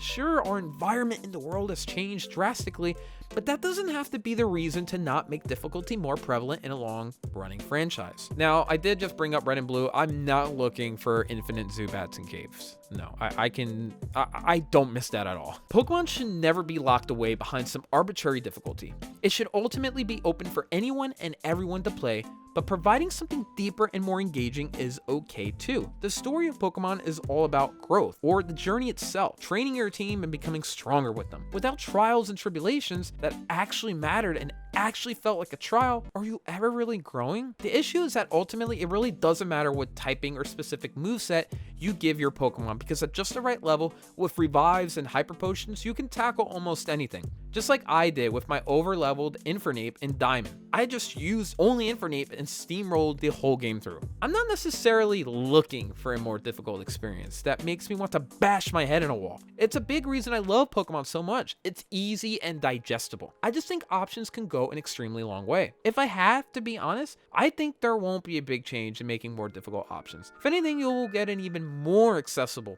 easier experience, potentially with additional game options like the game healing your Pokemon automatically once or twice per route, or maybe every 200 to 1000 steps, or maybe the cat treats become slightly easier. If you think about it, it's quite a shame, because it's this very idea of making games easier that keep driving the idea that kids just can't handle any form of difficulty. What if Pokemon even now is too hard? At what point do you continue making something easier? Now, this brings up the topic of gatekeeping. Gatekeeping is never healthy in any game, I think. You don't want to lock players away from playing a game because it's too difficult and they're not good enough. You want players to, well, play your game. I'm not a fan of criticizing someone just because they want or played an easier experience. People have different desires of what they want in their game. Time is life's most important commodity as well. I completely understand why someone would want to save some of it by having something be easier. It's why personally, I don't really go for shiny hunting. It's a lot of work and a big time investment. Pokemon is known for its accessibility, and I really do appreciate that. Pokemon doesn't necessarily need to be more challenging, but a future that caters to more people is something that games push for, and I see it being something that can be implemented in some form or fashion in the main campaign. It's just shocking to me that something like EXP share can't be turned off anymore. An easy tool to turn off to make the game slightly more difficult was just wiped away clean recently. What was the point of that? Did it just come down to lack of resources to program it in? Why do all my Pokemon now get EXP at the same time? What if I want to make it a little more challenging? I think choices matter. In Sword and Shield, the game destroys so many moments of healing from random NPCs that it feels like Pokemon centers are always with you, even in the middle of the wild. This world is so nice to you.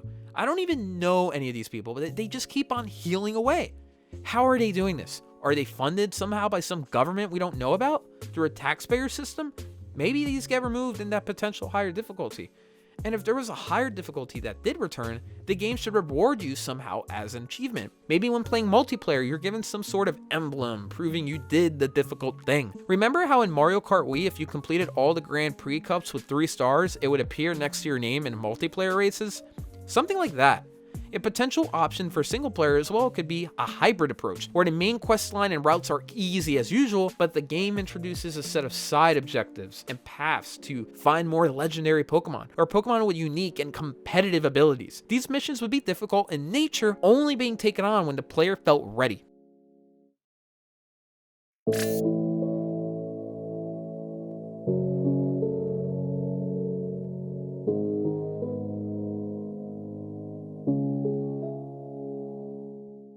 Let's talk about story and lore. The world of Pokemon is ripe with stories to tell and lore to explain and wrap yourself with. With 8 generations of characters, locations, history, and Pokemon, there's almost an endless supply of perspectives and backstories Game Freak can give to its players. I want to harp on lore for a minute too. Let's go back to Turnback Cave in Pokemon Diamond and Pearl. There's an inscription inside Turnback Cave that states, "This is that where life sparkles, that where life has faded. a place where two worlds overlap. It's not much to go off on, but for me as a player, I always just got so intrigued by the little bits and pieces of information we get, like this, whether it be on characters or the Pokemon themselves. In this case, we get a little hint of what's to come in Pokemon Platinum. Platinum ended up explaining a bit more about Giratina, but man, I just couldn't help but want to learn more. Like, more of its relationship in the creation trio under Arceus. Sure, there may not be much to say about Giratina except it resides in its home of the Distortion World, a magnet between the idea of time and space, but lore is something that could benefit this original creation trio. I just feel there's so much more to learn from them. And Arceus as a whole, it's the story of the beginning of the universe. Maybe that's something beyond comprehension for any mere mortal, but Pandora's box was opened in Diamond and Pearl, and there's no going back. Funny enough, we're getting a whole game dedicated to Arceus, and I think this is great because we never really had a concrete story that was explained for Arceus. I mean, the only thing we know is it is the creator of the universe. I mean, I guess that's all we have to or need to know, but man, I don't know. I just want more content with Arceus involved, and Legends Arceus is exactly that. I'm so ecstatic in this regard because this game is taking place way before Diamond and Pearl, back in ancient Sinnoh, and man, I think the potential here to explore not only Arceus' story, but the story of a whole entire region back then just provides so much potential. And man, why stop at Arceus? We can throw in so much in this world. I can't wait to play it. I'm just so excited the more I talk about it. I always ponder on Kyurem and the final form it achieves when combined with both Reshiram and Zekrom, which we learned was a thing, but we actually never see it. Maybe that's down the line in a Black and White remake, or maybe Black and White 3? When I think of lore building in a game, there's one surprising franchise that comes to mind. Bungie is known for its vibrant worlds and storytelling in the critically acclaimed Halo series. Halo became so successful, it spawned over 10 games and 30 books. The books themselves explored the world of Halo in a way the games never did, providing more context for Master Chief, highlighting the other major characters in the world, and providing just a grander view of what took place in the overall story of Halo. Bungie followed up its success with Destiny, a new sci-fi shooter that had what I would call a very underwhelming story, or at the very least a shallow story with no breadth and detail to it on its surface. And I'm talking about the main game of Destiny, not all the add-ons and sequels that came after. All we really knew at the start of this game was that there's this big ball in the sky that gave humans powers to fight enemies from outer space, after almost becoming extinct. This event that almost wiped out humanity from existence was known as the Collapse. What was the thing that almost destroyed us as a species? Well, that's a good question, because I sure as hell did not know either at the time, and neither did many other people if you just played the base game. We eventually learn of this big ball's main enemy towards the end of the game being the darkness. And I kid you not, when I say this, that was essentially the plot of the game. Stop the darkness from coming back. And we didn't even know about that until the end of the game, or really even the sequels that came after. Imagine a game whose plot wasn't known until after it's over. And that's putting it nicely. When I say I knew the plot, I mean like 5% of it, because there were just so many questions I had afterwards. If you simply played through the base single player, you may have been extremely confused. Over time, Bungie did add more DLC explaining the overall plot in greater details, which eventually made so much more sense of the series that I was playing. There's also another aspect though of Destiny that is fascinating and keeps players engaged even throughout seasons where it may get kind of boring, because Destiny is a game that gets updated over time. The whole point of Destiny is that you keep coming back to it. There's also another aspect of Destiny that's fascinating and engaging, but only if the player decides to interact with it. It's something that can be easily missed. It's lore. In Destiny's case, they call it Grimoire. These Grimoire cards were collected for accomplishing specific activities within the game. These cards featured additional bits of story, highlighting and showcasing more events and backstories of characters we knew and didn't know about.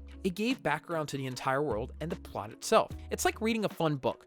You just get yourself engrossed and wrapped up in it. Having played much of Destiny, I loved reading up on the lore of specific characters that had been introduced. It gave me a chance to learn more about the characters and their past, adding a wave of depth to the mysterious story. The lore was so fascinating to me that I bought this.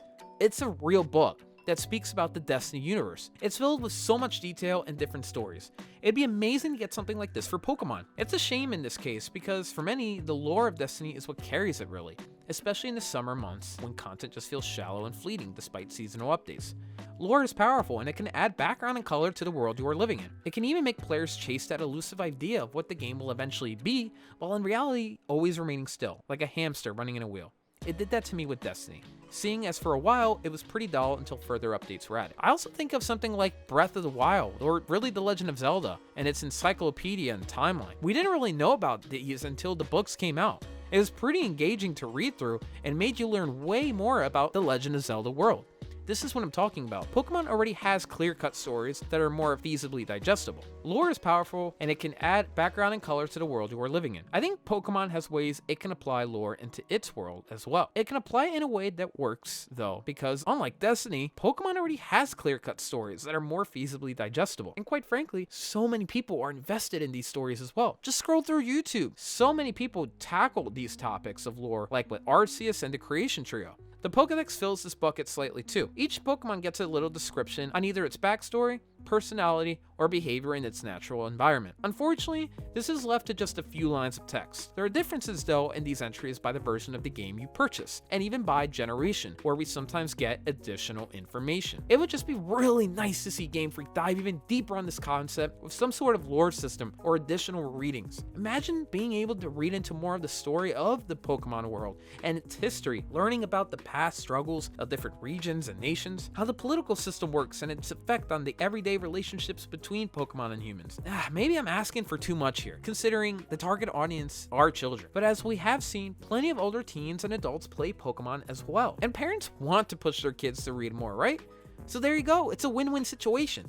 Let's get more stories about the legendaries and mythical Pokemon we encounter. Why was Victini hidden underground in Liberty City in black and white? Eternatus crashed to Earth in a meteorite 20,000 years ago. But what was its homeworld like? Is it an Ultra Beast? Maybe stories and backgrounds on specific trainers themselves would be great. We do get shorts occasionally like Pokemon Generations and Twilight Wings, which is a great start. But man, imagine a bloody novel about Sonia's adventure when she started out, or about the war AZ was in. Or what about N after the events of Pokemon Black 2 and White 2? There is no shortage of interesting characters in the Pokemon universe, and I'd say it's ripe with fascinating stories to tell. Remember in Red and Blue, you were able to visit an abandoned mansion in Cinnabar Island? There's a plethora of journals throughout the space that explain a bit of the backstory of the mansion and the origins of Mewtwo and Mew. We learn of a dire experiment gone wrong, which provided more context for what Mewtwo actually was and maybe even felt. In Fire Red and Leaf Green, when you first enter the mansion, we get a glimpse of the state of it, with wreckage throughout. We learn more details of the incident, but instead of just maybe 4 or 5 pieces of text, why not get a whole chapter? I would read that up in a heartbeat. I mean, we have Arceus, so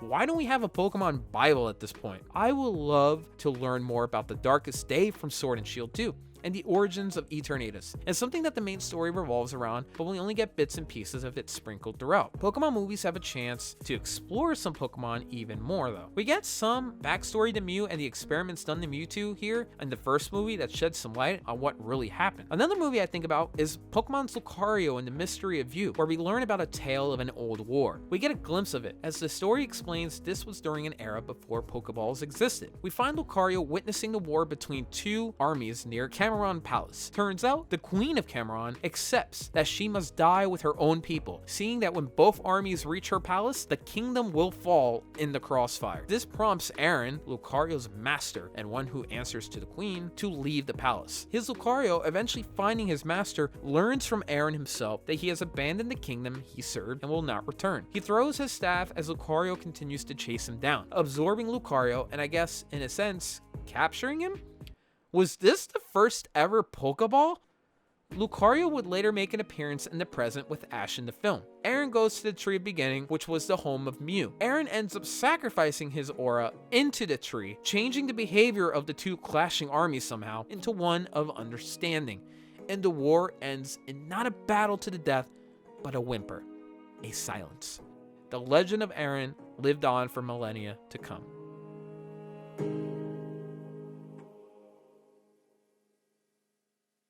The movie will then fast forward to Ash and his adventures, but quite frankly, I'm not that interested in that part. The first 10 minutes of the film were more interesting than the rest of the movie for me. What was this war about? Were there even Pokemon trainers back then?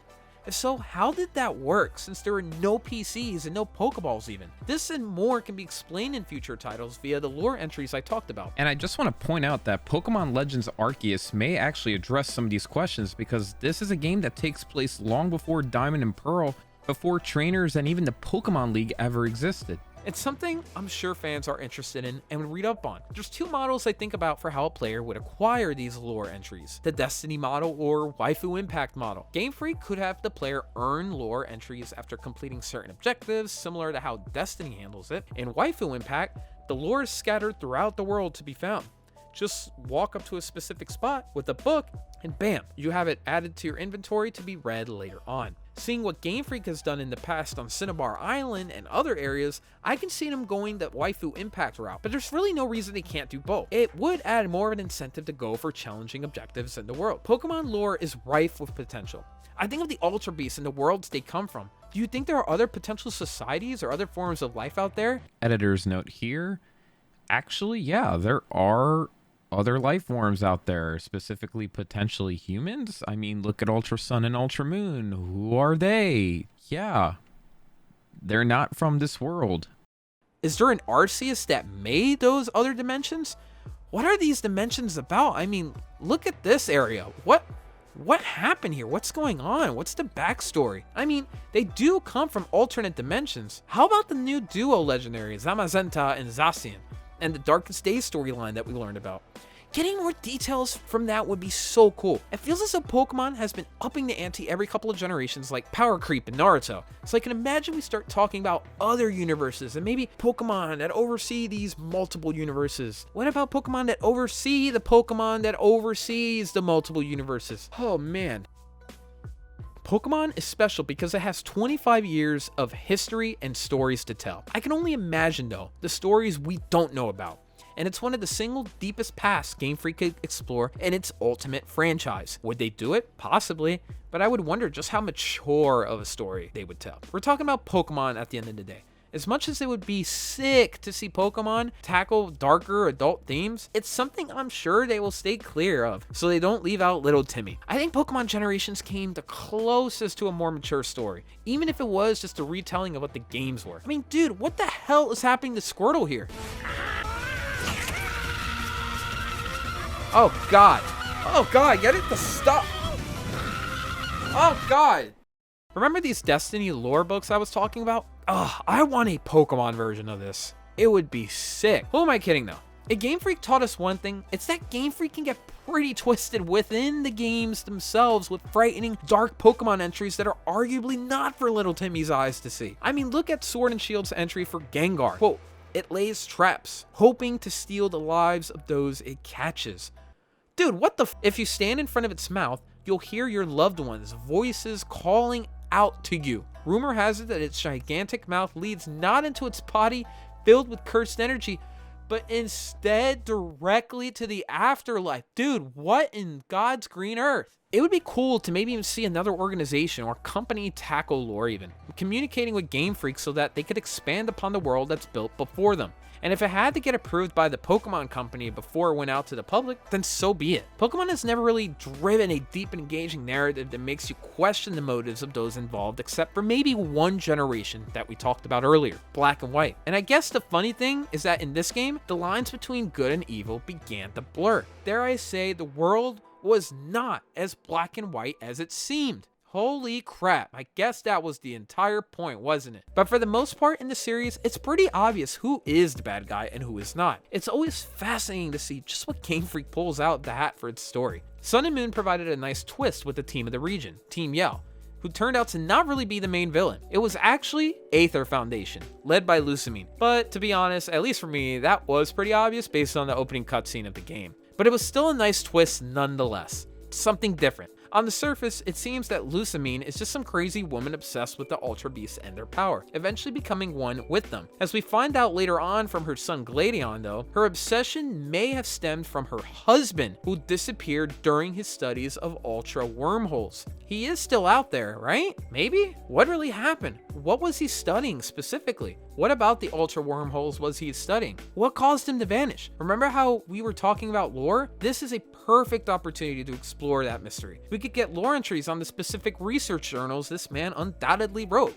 And think about it, it's a pretty sad story if you look closely enough. Here's a woman deep at her core, longing for the man she loves, willing to do anything to get him back. That's definitely not a PogChamp moment. I can only imagine how much more weight the story would have had if we learned more about their relationship and just how Lusamine felt when her husband vanished. Okay, editor's note again, hello?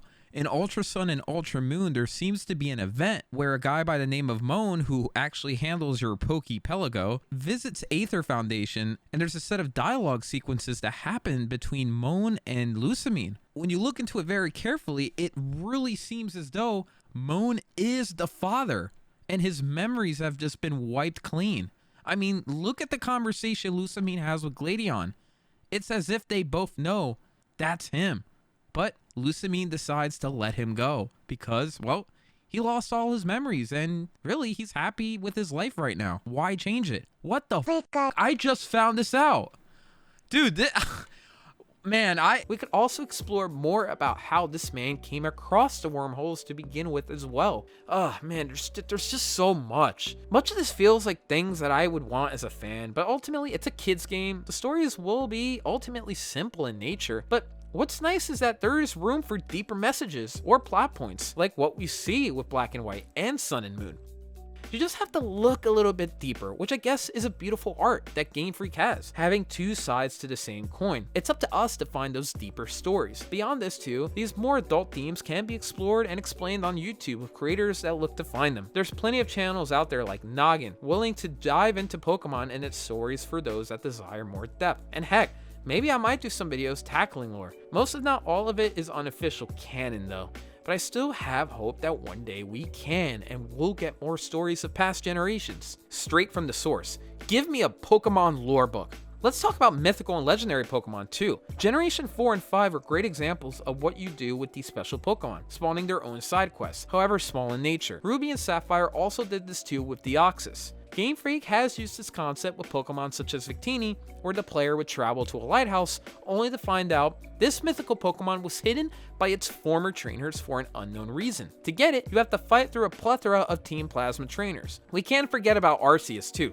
whose event was never officially released in the United States due to difficulty in actually starting the actual event, according to Game Freak. After obtaining the Azure Flute via a mystery gift or a hack, the player would return back to Spear Pillar, where they fought against Dialga or Palkia in Diamond and Pearl respectively. Once there, a set of stairs would appear, guiding the player higher up where they eventually confront the alpha Pokemon itself. These little pieces of extra content made every mythical Pokemon more unique, adding a story to the creature that was caught, however small it was, whether that be through text or the environment itself. This unfortunately has become a thing of the past, starting with X and Y. These event Pokemon that are periodically released now are just given to you, with no quest associated with them. Remember the power plant door I mentioned earlier that was sealed away in X and Y? It was theorized by many to be part of an event for Volcanion, the steam Pokemon. This was due to the fact that there was steam that was being released from the ground near the plant, potentially to avoid it from overheating. Not to mention,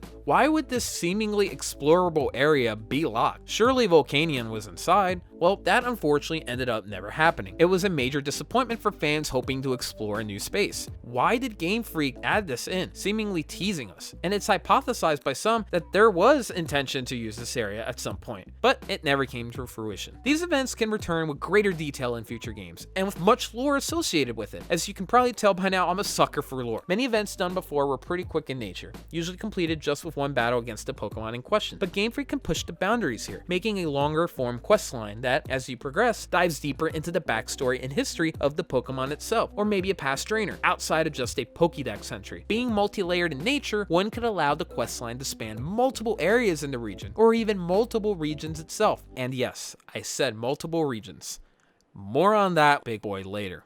With the era of online updates being standard across gaming now, it's conceivable to see more bite-sized story updates added within the game, aside from the more major DLC drops, and I'm stretching with that one. Crown Tundra and Isle of Armor were pretty major disappointments, at least for me. As someone who looks forward to new content, it left much to be desired when most, if not all of the major areas in these two pieces of DLC were filled with Pokemon I already caught in previous generations, with minimal story beats. There were plenty of opportunities to fill this with additional quest content and maybe even trainer battles themselves. I think Game Freak had a window by introducing new legendaries to go outside of the main advertised ones, as well as past legendaries via the Dynamax Adventure system. Even if it was something I didn't mess with too much, I know plenty of people who enjoyed it. Pokemon receiving DLC was a bit of a surprise, considering we only ever received newer versions of the generation that were sold as a brand new game, consisting of the same foundation from the previous titles. I think though, you would have seen some uproar over releasing a new Ultra Moon and Ultra Sun-esque generational game for Sword and Shield because, you know, you can't just update a game now. Overall, this opens up a whole new possibility for Pokemon moving forward that I want to talk about.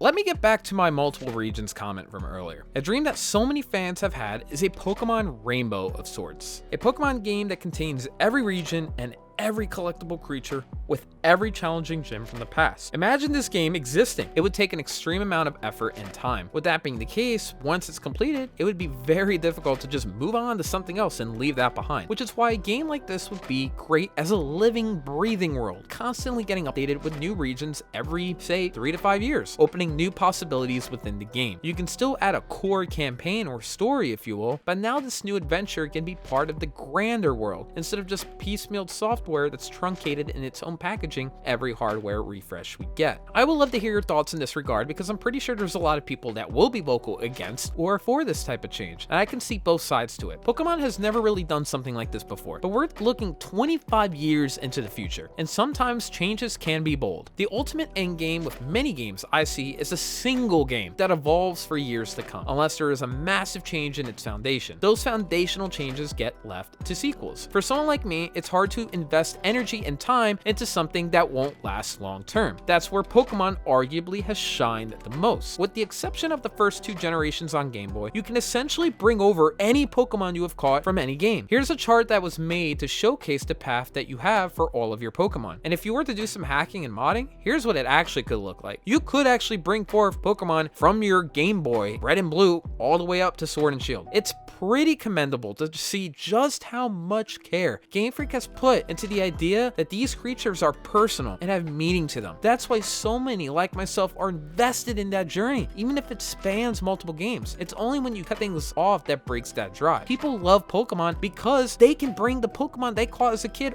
all the way up to their journeys now. It's great. It's a big reason I could just not get into Gigantamaxing. Remember Megas again? The idea of Pokemon getting a 4th evolution was always dreamed of, and hell, you had fan art of it even beforehand of what people imagined these forms being. But eventually, Megas received the same fate that Z-moves faced. They were dumped into the Windows recycling bin, only to eventually be forgotten.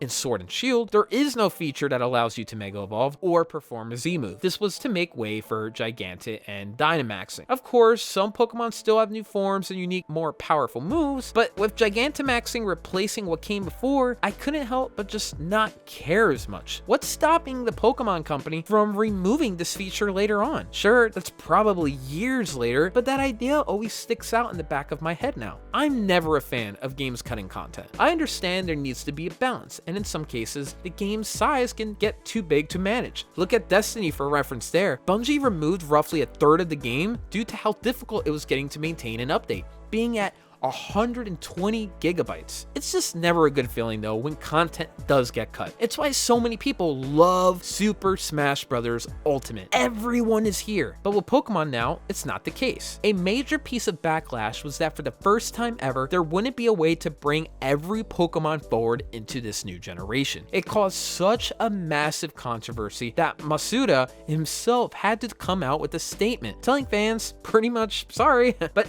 not worry. Future games will have different Pokemon that were cut out in Sword and Shield. I'm curious how all of you felt about that controversy, actually. I'm not sure if I'm in the minority here, but I honestly completely understood the reasoning behind this and didn't really mind it too much. I think the messaging was just off, coupled with the fact that Sword and Shield had many other issues that didn't help and just compounded fan disappointment even more. With an evolving world that gets updated for years to come, it would be an issue no more. No longer will there be a need to start from scratch again, unless again you make such a major change that it warranted a brand new game. This can be anything from a graphics overhaul, even though this could be updated with time, to something like a major mechanical change like stats or how Pokemon battles work. And to be honest, it's not like they would have to start from scratch entirely. I mean, they could port a lot of the animations over from Sun and Moon, just like they did with X and Y. Pokemon lends itself to this idea of a living and breathing world. Game Freak already gives that vibe with its opening cutscenes in Sword and Shield, but it's possible to make it all just more organic and natural. You know, when you see a Pokemon, you can walk up to it, trigger a battle? Well, what if there was no transition and the Pokemon battle just sort of began as soon as the Pokemon was approached? You throw out your Pokeball and have your Pokemon do battle. Whenever you do go into battle, the background is usually very similar. What if though it was dynamic with the area you were in, at a more granular level, instead of the same static image we always see? Say you were near a river, I would expect that river to appear right next to you in battle. That's if you had to keep that transition into a battle, which I'm not entirely opposed to. If the battle just happened at exactly the spot you were in, the work would already be done. I would say the world definitely would have to be a lot bigger in scope to fit this. Currently, it wouldn't really work because when you do run into a Pokemon that you're going to battle, you're practically hugging it. We also get to see wild Pokemon out in the, well, wild. This isn't entirely new. Snorlax was out and about in Red and Blue, and throughout the series, we get to see Pokemon all around us. It's funny to think, the very beginning of Sword and Shield feels like more of a living, breathing world than the wild area itself, and therein lies the problem. You do have Pokemon flying around in the background in Sword and Shield, which I appreciated, but man, I just want more things like that. Fitting this into the current scope of worlds now may not work entirely, since the routes and areas are not to scale to when the battle begins and usually have a top-downish view. That's why the future of Pokemon will most likely simply be bigger. Pokemon now tends to shrink its environments to allow the player to get from one area to the next in a fairly manageable set of time. But overall, Pokemon has slowly grown in scale with every generation introduced. I always think of Castelia City with its massive towers and sprawling streets. It was a big push that we didn't necessarily see with Diamond and Pearl with scale. Lumino City continued that trend as well. I mean, yes, Pokemon will get a bigger world. I think that's pretty obvious, and that's not necessarily saying too much, but with bigger worlds come deeper experiences. There are so many instances with houses and buildings that are off limits to the player. I mean, if you do think about it, it is odd just allowing some kid to enter your home without any alarm. But what if every house was interactable? You'll most likely see bigger worlds before that happens, as many of even your larger scaled RPGs don't allow this level of depth in its world. Pokemon has a ton of different items in the game as well. Some used for competitive battling, and others used to help your Pokemon evolve. What if instead of simply buying the item at some Pokemart or picking it up off the ground, there were side quests, missions, if you will, that rewarded you with said item? With a bigger world, the sandbox to experiment and add quests with deeper substance can be more fully realized. There are so many places to explore and poke around in with an evolving world. The missions can involve going through treacherous terrain to find a trainer's lost Hoot in the night, or it could be some sort of battle with a thug that stole another trainer's Grookey. But this thug, let's say, is hidden in town, and you need to find the clues to determine just who he is. I think of games like The Witcher 3, which for me had the most memorable side quest content of any game I have ever played. It was all so unique and everything was different every time. Nothing felt the same. One mission involved me going into a cave only to find I had to fight a ferocious werewolf type creature. Another involved entering an old house to find a ghost, learning about what happened and how that person became a ghost themselves. Pokemon has featured random objectives in its world, however small. In Motostoke, you come across a young child looking for their lost Minccino. The main way to find it is to listen for audio cues in the city. Eventually, you go up to one of two fountains. The one on the right features a man that comes out of the fountain. Yeah, I didn't really understand that. What is this man doing in a fountain? He says he was there to freshen up. Why there though? Is he homeless? Is this something he does normally? If you go to the one on the left, you find Minccino. You eventually come back to the child and he gives you a throat spray. This was a fairly simple objective, but there's plenty of potential to expand upon this. RPGs introducing more side quests need to be careful and make sure it's full of substance and not the same thing over and over. At that point, it would feel like it's just one big grind, which is a big no-no. I'm looking at you, Ubisoft Games, with your endless open world towers. Each side quest should feel unique and exciting. giving you a reason to pursue them to begin with. They shouldn't be here to simply fluff up a game's length. And if we were to receive some more side quests, a tracker of sorts would be useful, and I could see being added. As of now, there's really no way to track any quests given to you, even though there are not that many. The only possible way to keep track of certain quests is just looking at your key items and seeing what you have, but that's stretching it. I see this changing in the future though, as this gets more explored. A good comparison I make to this is Ori and the Will of the Wisps, and how it took on its side quests feature, with a list of objectives to accomplish clearly visible to the player. The idea for the Minccino side quest is that the player would go ahead and tackle this objective on the spot, since you don't really have to travel far at all to complete it, but you also have no way of actually tracking that this was a quest that you started. But what if you get distracted and still want to do it later? Most likely you'll have forgotten the quest was even there. At some point, I expect side quests to become more in-depth, with something in the menu to track any that you have taken on. And as mentioned earlier, these quests can be more complex, with potential puzzles to solve in the overworld that reap major rewards. I want to backtrack a little bit and talk about the world updating. Game Freak could go with a seasonal model, choosing to drop major content updates every 3 to 4 months, such as other modern titles on the market now. These updates would push whatever story introduced previously forward. The story could span a full year or even up to 3 before the next generation drops. This brings the question, would we still even get a new Pokemon game? Sure we will, but it could end up being a major add-on to an already existing world. The only way this could work though is if Game Freak kept the framework already set up with the base game, and they were willing to commit to updating it. For example, imagine Pokemon Sword and Shield. If this model of consistent updates continued, the Pokemon generations we would get for the next 5 to 10 years would all look like Sword and Shield. Of course, enhancements and improvements would come, but the foundation would remain the same until we start seeing a leap in Pokemon that wouldn't really necessitate another leap after that, like for graphics, for example. I don't see it happening. It may not even happen within 25 years, maybe 50. By then I'll be in my late 70s. Oof, man, that's a long time. I do see this being the long-term future of not just Pokemon, but many games as a whole, as we begin to hit the limits of graphics, because at a certain point you could only make a game look so good before the cost to develop become exponential. Games as a service is a term that gets thrown around that involves this type of scenario where the game is a service which gets constantly updated. And we're seeing a lot of this gain some steam and popularity with games like Rainbow Six Siege, Minecraft, Final Fantasy XIV, and Waifu Impact. In Genshin Impact, you have this massive map, but it's not the entire map. There's so much more to it. MiHoYo, the game's developer, plans to continuously add more areas. We've already seen the first one, Dragon Spine. Imagine something like that with regions, where regions can get added every couple of years. Even Nintendo has tackled this slightly with games like Splatoon 2 and Mario Tennis Aces, but just in a smaller form. There are limits to how far you can go in games like Destiny. Destiny's developer, Bungie, had to cut out, sunset. That's the term they use. Almost 2 years worth of content, cutting most of the original game due to the file size and complexity of updating the game itself. Now, Pokemon is not necessarily a game where many complain of its file size, but it is a potential issue that could creep up in games with higher fidelity. And Pokemon in 25 years will look better than this. One day, I see us getting a new Pokemon game simply called Pokémon. We would still have new generations with new regions and new stories, but instead of Pokemon X and Y being released as a brand new game, it would be something like the X and Y update. I only think something like this though would happen when we don't see a big graphical update anymore the way we get now. With the Switch being the current platform Pokemon is home to, though, this won't be for quite a while, as Nintendo will continue to build out more powerful and elaborate consoles for years to come. It's only once we begin to hit a graphical wall that has exponential development costs to improve where something like this will begin to take place. It's interesting to think about nonetheless. There's one major issue we have to address since we are talking about a potential seasonal model or games as a service. And even if Game Freak continued down its traditional singular game release every generation, a looming threat has been encroached in a way that threatens our current Pokemon experience. Other games like Halo, Rocket League, and Assassin's Creed have all fallen prey to it. This, I would say, is the true enemy. And that, my friends, is monetization.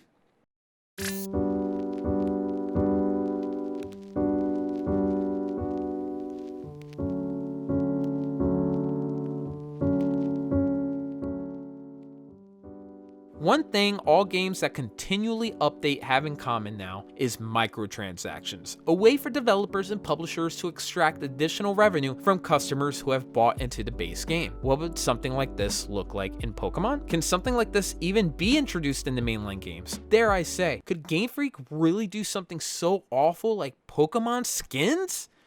Oh god. Now, don't bring your pitchforks to me. I don't want this to happen, but it could.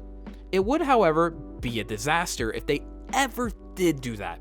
I mean, the path to additional monetization is already in place now with the current DLC structure that was introduced in the Sword and Shield's expansion pass. It's more acceptable in this instance though, since it's assumed we won't be receiving a new version of the game like Emerald or Ultra Sun and Ultra Moon that arguably costs even more money for a slightly edited campaign and new in-game content. This was simply a new area with some new Pokemon. There is no point in replaying most of the campaign for bits and pieces of it that are different in my opinion, which is why I think the DLC option was great. In the age of online connectivity, there's been less of a need to release a brand new piece of packaged software if all you need to do is just update it. No longer do we live in an era where online connectivity is not a main part of any piece of software really. Another putrid idea would be if certain one-off legendary or mythical Pokemon were locked behind a $10 or even $20 barrier to entry without featuring a bigger campaign to come with it. At that point, it can be argued that Pokemon has entered into pay-to-win territory. Now, I'm talking exclusively you spend money, you get the Pokemon, not you get a new area with new quests associated with it. I think the latter is okay. And that's what the DLC was. At its core essence, it's a piece of software containing new Pokemon for a premium. But the fact that it is more than just a Pokemon, but an entire story experience with a new area excuses it. If Game Freak were to ever drop new Pokemon, and just that, for a premium price, the blowback from their aggressive monetization model would not go unchallenged, especially since it's already in place with other games like Pokemon Go and Pokemon Master Sex. What's more likely is the introduction of more optional cosmetics becoming part of the game as Game Freak looks to gather additional revenue. And even then, there's a chance they may want to keep this as pure of an experience as possible, just due to the fact that they are already super successful as a company, and there's no need to really further monetize the core games. Oh, but if organizations such as Activision and EA have shown us, there's always room for more of the almighty dollar, so why would Pokemon Company stop? Contrary to what some may believe, Pokemon Company is a company first and foremost, and not a friend. Their ultimate goal is to make money and grow. At what cost? Well, that is a good question. Now is it? What about a less aggressive, more optional, non-pay-to-win microtransaction system? What would that look like? For one, more clothing choices could be available in more bite-sized forms, such as singular outfits. As of now, we have a selection of clothes in the base game, but much of it is just variations of colors for the same style. Isle of Armor and Crown Tundra fixed this a little by including a set of outfits as part of the package, but the Pokemon Company could push the envelope even further. They have a slew of history to go off of, such as Red's original outfit. We've seen them use outfits of characters like Marnie, so why stop there? What if you could use specific amiibo to unlock these outfits like in Breath of the Wild? Oh, hold up, what if we get amiibo of past Pokemon characters? Oh man. Now that's a moneymaker there. Another potential route is the introduction of more unique Pokeballs. Maybe you can customize your own Pokeballs to fit with the style you want for your specific Pokemon. Seals from Diamond and Pearl can make a return, customizing just how your Pokemon jump into the battlefield. I think there's a lot of potential in this actually. Gotta admit, I kinda miss these. It was a small way to show your personality in a battle. As soon as you sent out your Pokemon, some cool effect would appear. You could even spell out a word if you wanted to. I don't see that being allowed though anymore, because internet and you got to protect the little kids. Again, I just really hope they don't monetize this and they allow you to earn it in game. But with the way games are going now, it's only inevitable.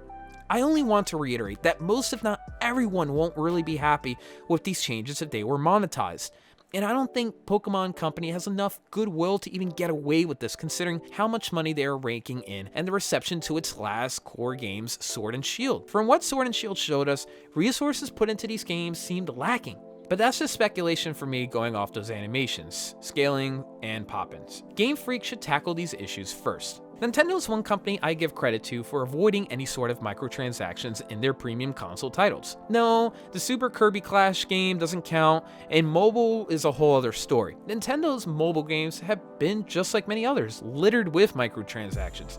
Some of them even having subscription-based services like Mario Kart Tour. It didn't start that way though. When Super Mario Run originally released, it came with a single price tag, $10. This was Nintendo's first big mobile game. Yeah, there was Mitomo, and I guess, yeah. After you bought Super Mario Run, you were done. No more hassling for more money. Unfortunately though, it didn't really make much money because of that. Only, a small $76 million. Compared to a game like Fire Emblem Heroes that made over $600 million. Now, I'm gonna say this, I'm gonna be upfront. Probably the main reason Fire Emblem is so successful compared to any other Nintendo mobile game is because, well, waifu, waifu, waifu, waifu, and waifu. But I digress. In 2019, it was reported from the Wall Street Journal that Nintendo asked its partners to ease up on microtransactions, reducing its aggressiveness after its success with Fire Emblem. Nintendo President Shuntaro Furukawa, stated in May of 2020, "We are not necessarily looking to continue releasing many new applications for the mobile market." It was understandable at the time of the Wii U with limited players and revenue coming in that Nintendo even entertained the idea of mobile games. People were saying that Nintendo had to move to that space or else they would die. But as the success of the Switch was apparent and microtransactions was gaining more critique around the world, Nintendo eased off. Most likely due to just the optics along with potential new laws setting in certain countries that would limit its reach. Pokemon Go is a huge hit, and it makes so much money. It's hard to think Pokemon Company would turn down and shut off that revenue stream for the sake of making fans happy. It can be argued though that these players are already happy. The games make a crap ton of money every year, and cash is what speaks to most of these companies. They haven't come out with a statement similar to Nintendo in the scaling back of these monetization tactics, but it would be a whole different ballgame if Game Freak introduced it in their main games. So fingers are crossed for now. Sadly though, so many beloved games have been infected, so it's only fair to ponder the future of its monetization.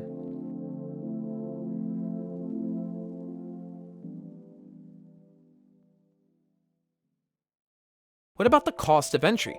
Pokemon actually used to cost $40 to purchase during the Nintendo 3DS era. That soon changed, and now the Switch games retail for $60 MSRP, same as most AAA titles on Xbox, PC, and PlayStation at launch. Pokemon will at some point though increase in price to $70 and even higher than that. As we now head into the next generation with PlayStation router and Xbox refrigerator, we see many games already costing that amount, and publishers are not committing to keep the price of $60. You're already seeing games cost $70. You won't see a $70 Pokemon game in the next generation or two, I think, but within 25 years, expect it to happen.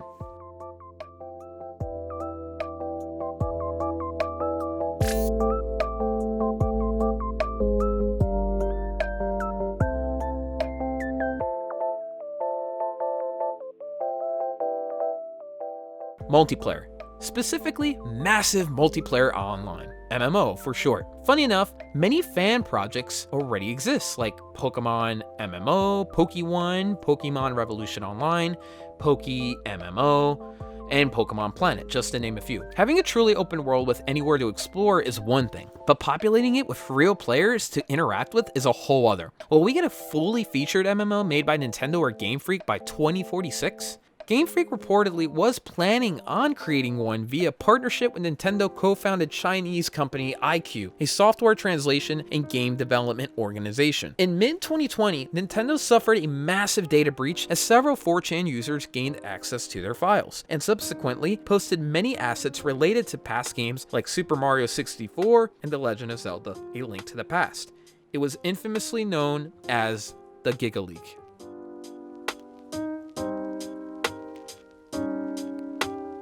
As part of the leak, source code was found that showed iQIYI looking to create a MMO-style Pokemon game on PC that would have... Wait, hold up, a Pokemon game on PC? What? I mean, listen, that's something I really do want. Why have Pokemon restricted to just Nintendo consoles and mobile? I mean, put Pokemon everywhere, right? Could that happen? Maybe. But anyways, it was a Pokemon game that was going to be built for PC that would have the player use their Game Boy Advance to control the character. What? This concept was back in 2004, and the game's framework was going to be based on Fire Red and Leaf Green. The game was also planned to get updated over time, like many other modern games now, with new Pokemon being added over time. What happened? No one really knows, considering none of this information was supposed to leak in the first place. But that idea right there, they were planning to update this game over time, with new Pokemon being added. Doesn't that sound like something we were just talking about? I mean, heck, if they were thinking about that in 2004, I can only imagine this is something that comes up again later on. If Game Freak was willing to almost do it back then, certainly they would go for it now. I mean, most games are online based anyway, right? And as we can see, Pokemon Company isn't one to shy away from experimentation. Pokemon Unite and Pokemon Sleep are examples of this drive to keep pushing Pokemon forward in some sense. And I would say the closest thing we have to an MMO, kind of, is Pokemon Go? But a pure MMO? Before Sword and Shield, my suspicion for the most likely outcome of an MMO is that another team outside of Game Freak would pick up that type of project, and Game Freak themselves would focus on its core single-player experience. I don't see these merging too much really, as Game Freak would probably want to keep its core game and contained world with little outside variables like other players mucking it up. But Sword and Shield kind of changed that and proved me wrong. They did have other players enter into the single player world. As part of their wild area, Game Freak implemented a feature where if you're connected online, other players can be spotted traversing the environment. And if you interact with them, you gain some bonus items for your journey. You also get to see the activities of your friends on the side, like what Pokemon they caught. I had to turn this off to avoid spoilers on my first playthrough, but it was really neat to see how my friends were progressing through the game when it came out. More and more games have been integrating online functionality within its single player. Dark Souls has a feature implemented within its campaign where you can activate the bloodstain of another character. This allows you to see past players and how they tackled specific challenges in the world via an outline of their exact model. It shows the last seconds before they died to help the player avoid the same mistakes they did. Super Mario Bros. U had Miiverse integration, where the player is able to see notes written from previous players on the specific course being played. We also have Splatoon. I mean, its main area is all filled with artwork from players that made art in Miiverse. Game Freak is just inching ever so closer to a more full MMO world filled with other players. With the ever-increasing amount of online functionality in single-player games, I see this being fully fledged into Pokemon itself. However, this is going to take an extraordinary amount of time. And even if Game Freak did move forward themselves towards that seamless online experience, I can only imagine that it would be sanctioned off in such a way where minimal communication would take place. Don't expect any text and voice chat rooms. This is Pokemon, and in turn Nintendo. We know how Nintendo handles their online. Gotta protect the kids. Hell, the Switch is the only current console with no way to message or voice chat other users directly. If you want to voice chat, you gotta use that phone app, and oh boy, that is a video in itself. And as a whole, Nintendo and Game Freak are not known for having great online experiences. Time limits in multiplayer, no thanks. Yeah, so those battles. Currently in Pokemon Sword and Shield, specifically its Battle Stadium, you're able to select from casual and ranked battles, currently with no way to customize the experience from there. When going into a casual match, I'm only able to select 3 Pokemon. Why just 3?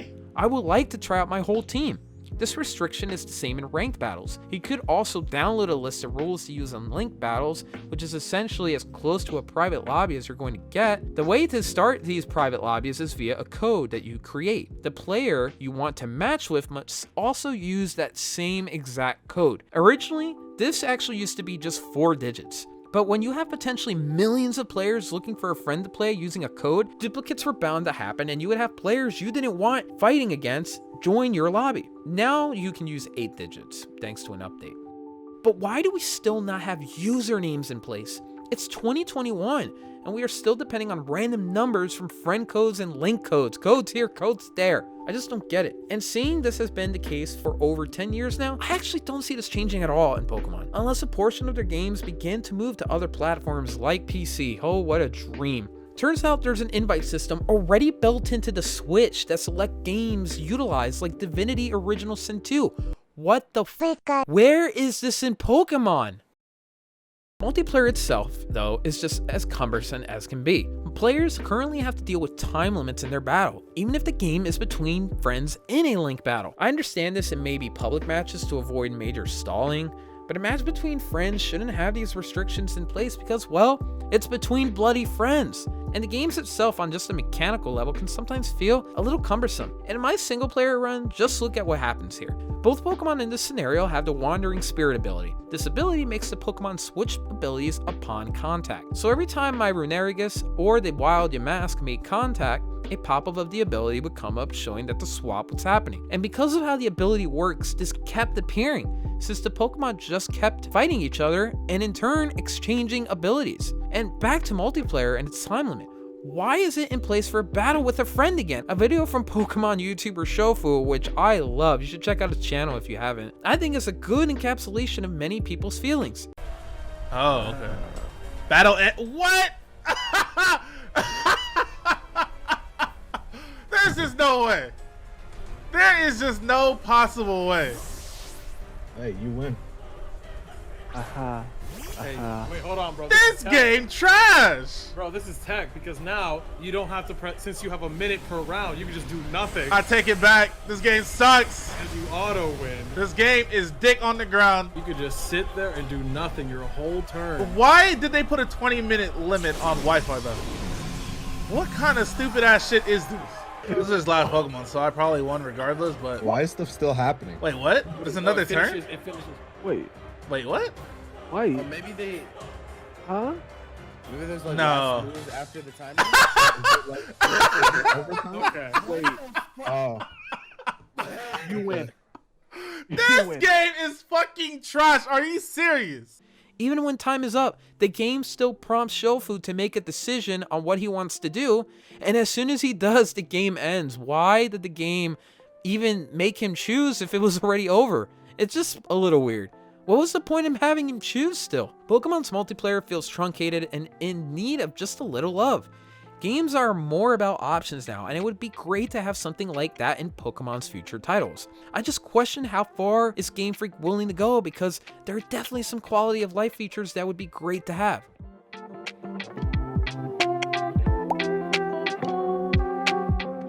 Smogon.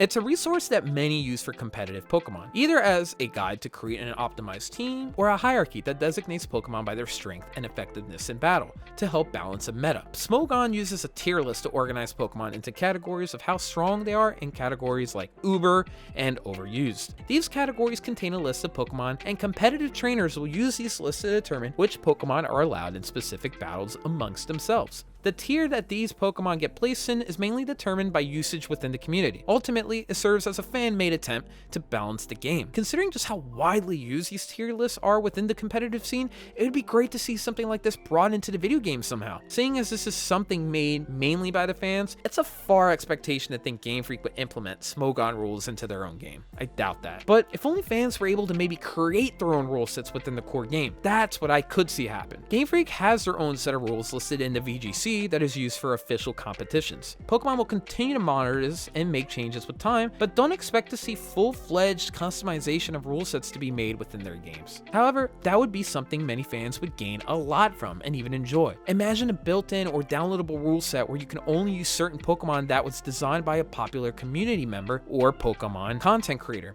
It would be something interesting to see, fan-made content, if you will, in a Pokemon game. But that may detract from the organized formats that Game Freak provides, so the possibility is kind of up in the air here. When I think of a superb Pokemon multiplayer experience that future games could learn from, I think of the one and only Pokemon Showdown.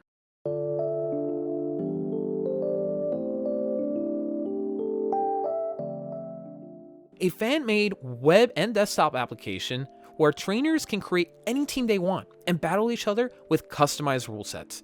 Pokemon Showdown has grown in popularity, reaching 1 million users per month. Showdown allows a wider range of rules to be used, ranging from Smogon's own tier list to more wacky and creative ones like a fully randomized team. A big plus for the app as well is just the speed in which these battles progress, which can be helpful if you're more of a competitive player looking to test out your team. Watching animations play out takes time in the core games, so it's a way to get you through battles much quicker. You can also get a detailed view of the history of the battle, being able to see what occurred in prior returns. Luckily enough, Pokemon Showdown has been able to stand the test of time and not get killed and hunted down by Nintendo ninjas. There's always that possibility if he keeps getting big enough though, but Game Freak should be able to learn from Pokemon Showdown's success. Future titles can include a fast mode maybe, speeding up battles for more of the players that really just want to do testing. Players may eventually get the ability to customize their own specific rule sets, I hope. Why isn't there a randomizer either to have you and your opponent use RNG Pokemon? I'd find a lot of fun in doing something like that. It's the main reason why I actually play Pokemon Showdown.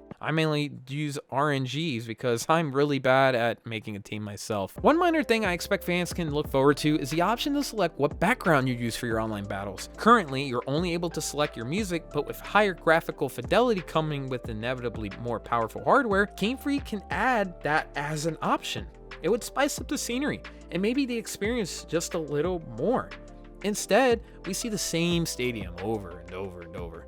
We can move on from just that, right? It's small, but hey, anything like this just improves the experience that much more. Pokemon will slowly but surely make its online experience smoother. Many of the improvements will come in the form of smaller adjustments. For example, the game currently always asks if you would like to connect to the internet. Like, you have to search for it, hit the button, and then it says, "Are you sure?" Okay, another editor's note here. It doesn't ask you again, are you sure, or it doesn't double check if you want to connect to the internet, but still, it's just a little cumbersome, I find it. Like, why do you have to press a button to connect to the internet? It should be automatic, I think, but I don't know, maybe I'm in the minority there. An archaic option, if you ask me. Everything is connected now. Many times when you boot up a game, it automatically will connect you. Now, it would be a disaster if you couldn't play Pokemon unless you're online. That's a big no-no. Game Freak better not do that, and to be honest, I don't see that happening. But with time, Game Freak and Nintendo will no longer treat online components of Pokemon as such a separate piece of the software. And no, the wild area players don't count. Even setting your link code to trade is just a tad annoying, having to go through multiple pieces of text every time to do it. It might just sound like I'm complaining too much here, but it all just adds to that quality of life experience. Whenever I want to set a link code, the game just reminds me of how to work it over and over. Game Freak has much they can improve upon in this regard, but because of the age group that Pokemon is targeted to, I don't see reduction in terms of menu explanations and clutter. They like to explain things, and I guess for little Timmies, maybe they need it.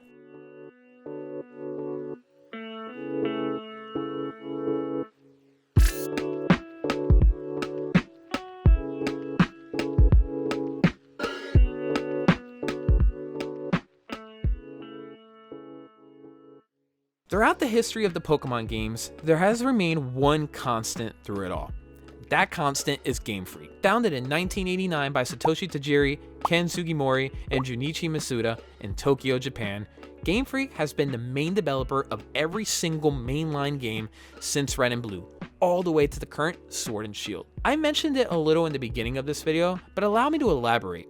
You may be surprised to learn that for a company as big as Pokemon, Game Freak has only 143 employees as of 2019.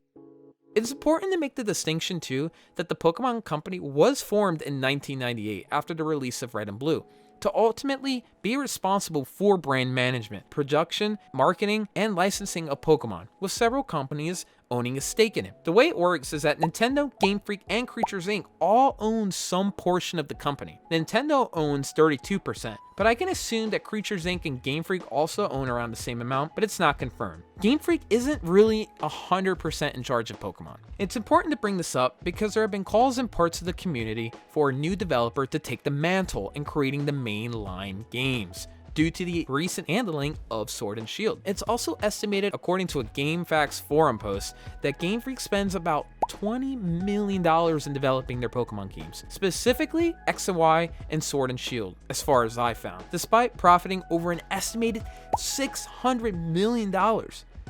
And that's profit, not revenue. That's a lot of cash.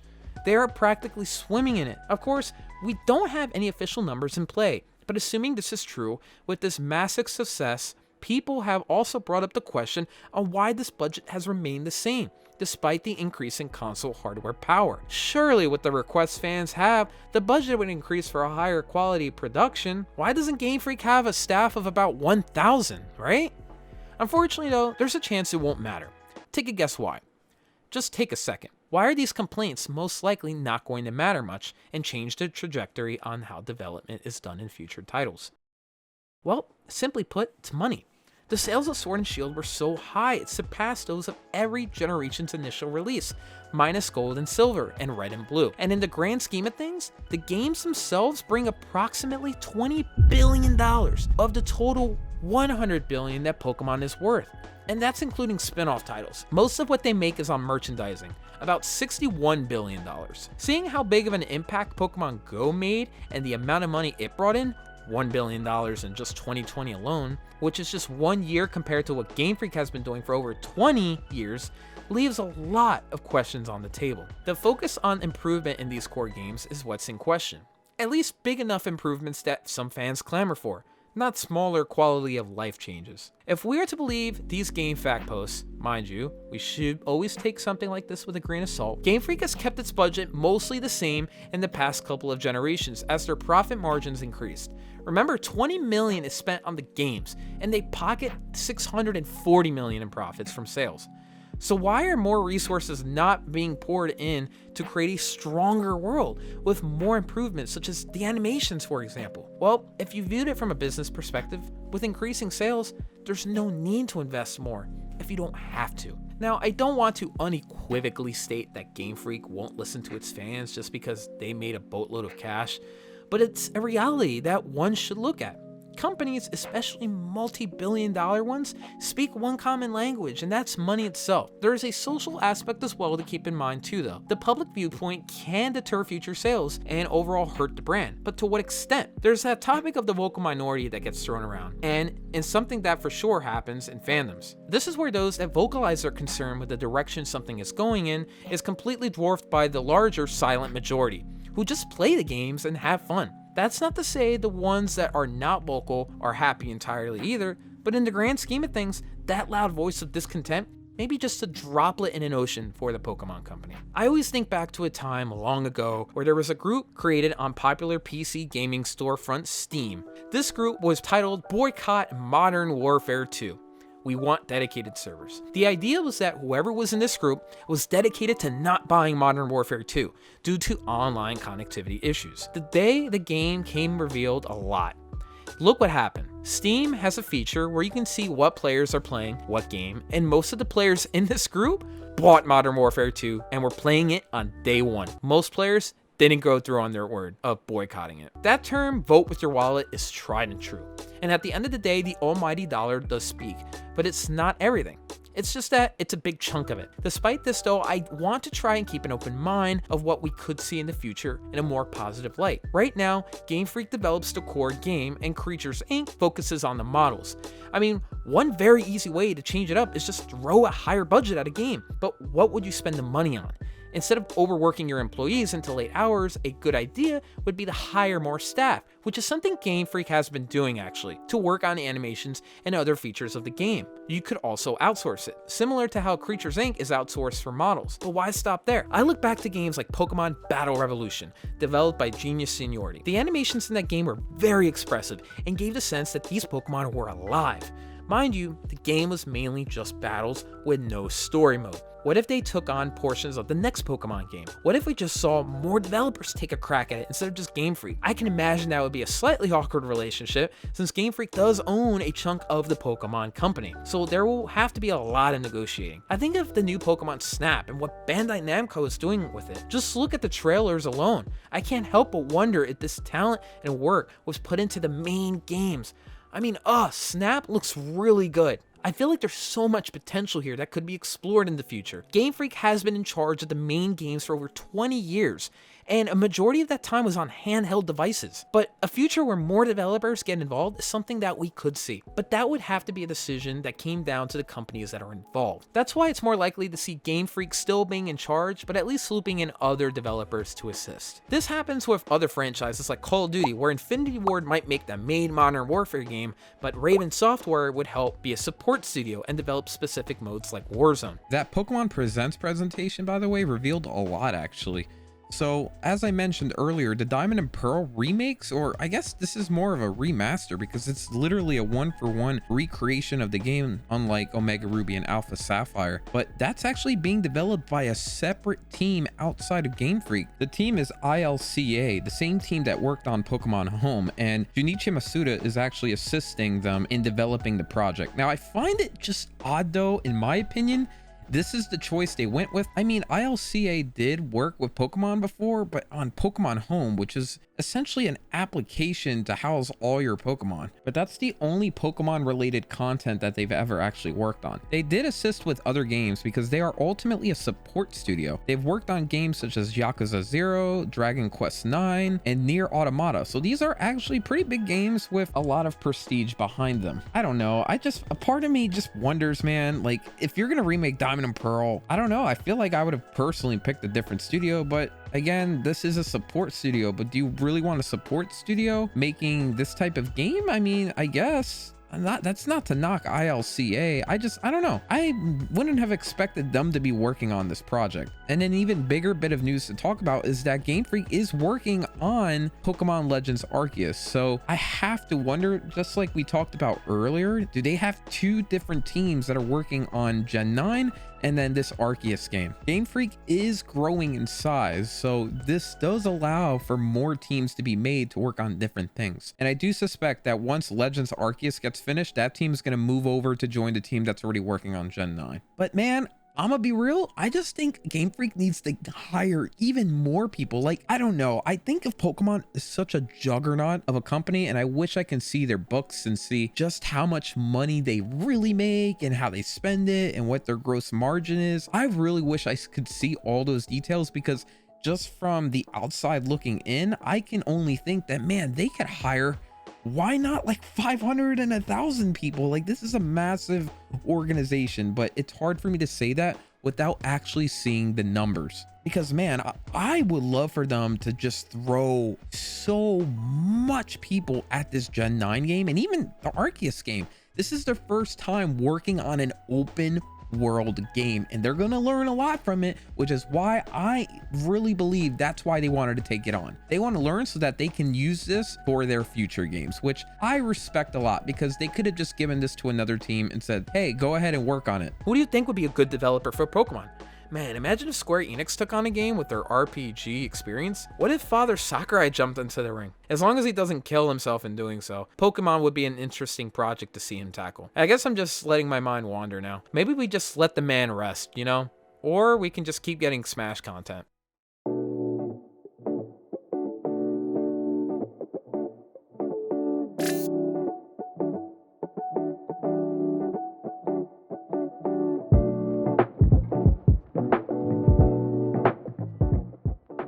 Let's talk more about quality of life and of the games as a whole. Game Freak has made major strides in recent years with the deeper part of Pokemon that many don't engage with actually. You most likely know of IVs and EVs, values used to determine the stats of Pokemon. In past games, these were more cumbersome to check. Introduced in Pokemon Emerald, to check your Pokemon's IVs, you had to speak to a breeder that would give you phrases, and that would correspond to a broad count of IVs your Pokemon had. His second reading would only state the highest individual value. A user playing Pokemon Diamond asked, how would you even go about checking your Pokemon IVs? And the response was to use a calculator outside of a game.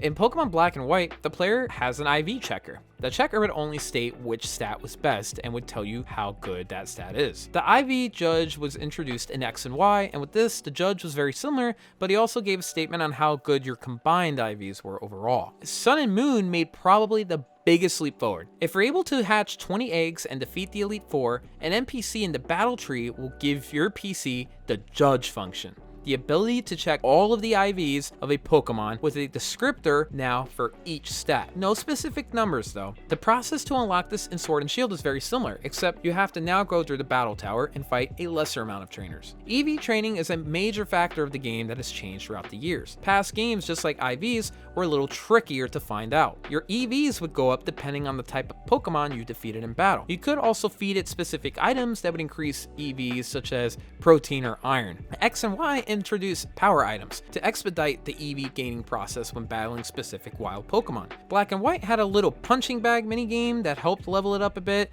but unfortunately this was retracted in later games. Sword and Shield's biggest positive, many would say, is how it made competitive battling more accessible. In its Crown Tundra DLC, you get access to an ability patch, which allows you to swap your Pokemon's ability with that of its hidden ability, something more likely to be useful in tournaments. Game Freak has been pushing in this direction of accessibility, and it's in full stride with how much you can customize the strength and ability of your Pokemon, which is a great thing. It's not required to enjoy the game, but it's there if you want to tweak and play with. I see it continuing in future titles. The next logical step is to get specific numbers listed for IVs and EVs, instead of a chart or phrase.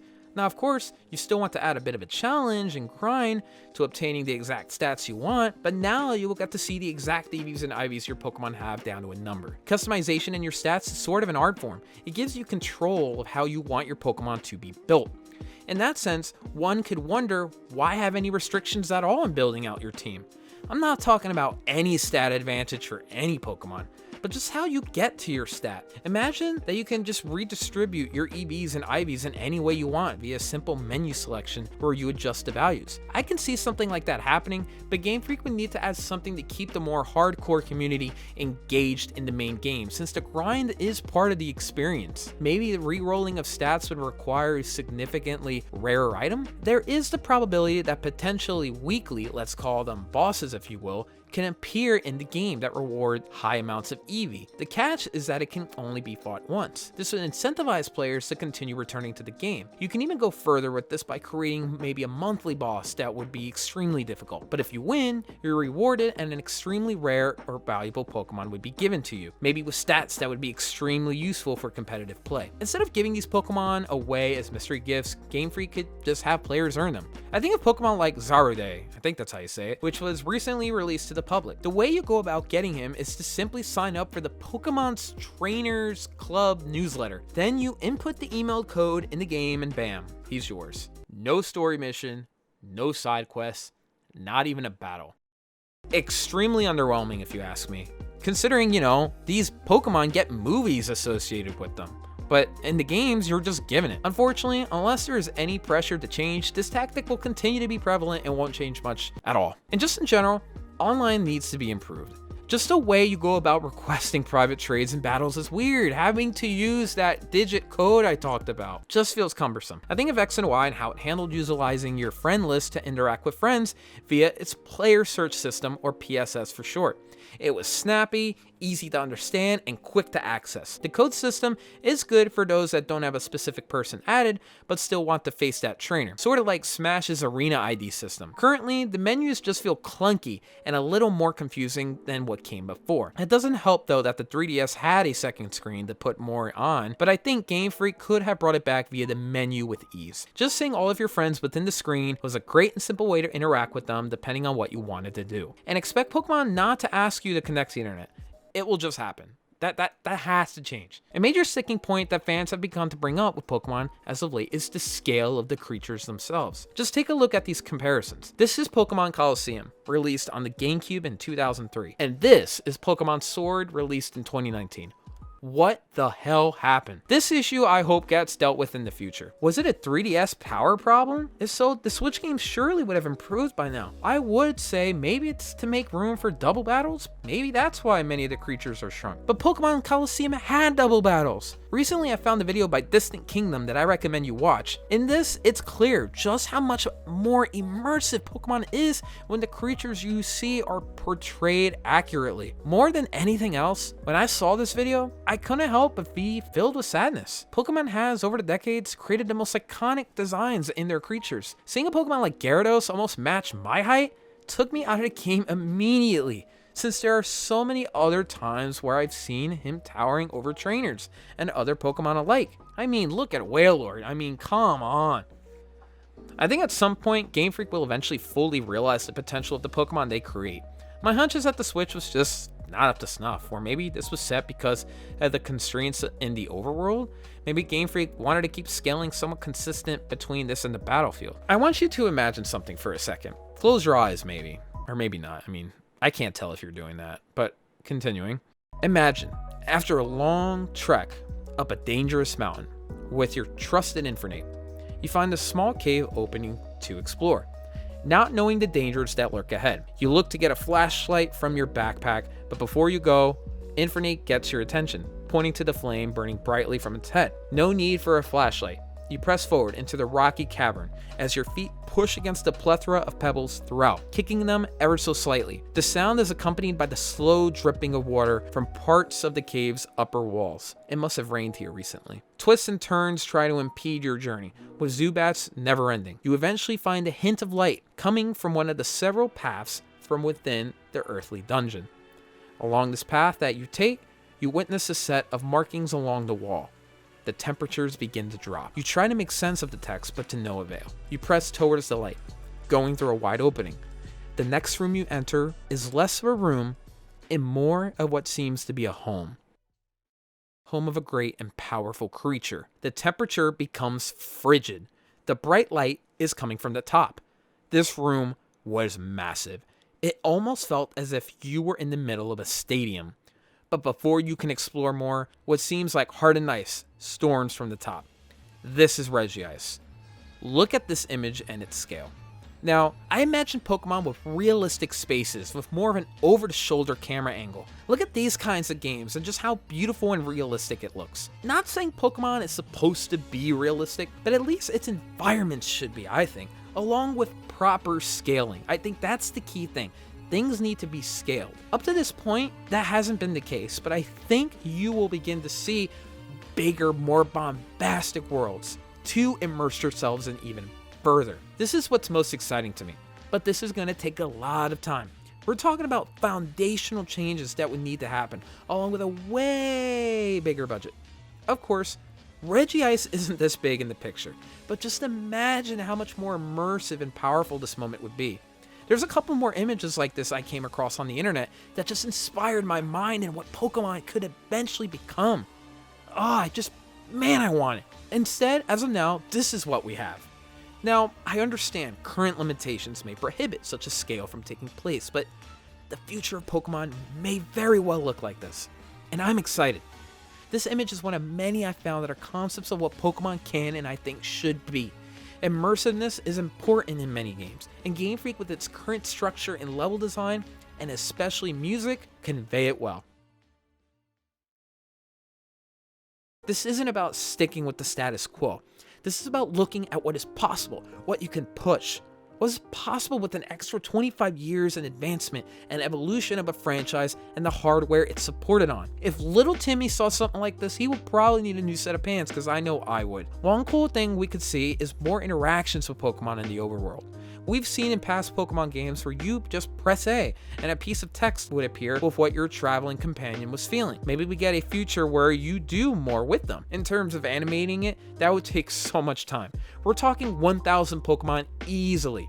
That's the issue with ideas like this. It would need to scale up to at least cover, at the bare minimum, all the Pokemon that's associated with that region of the game. But that's where additional resources can come in. It's not like they can't afford it.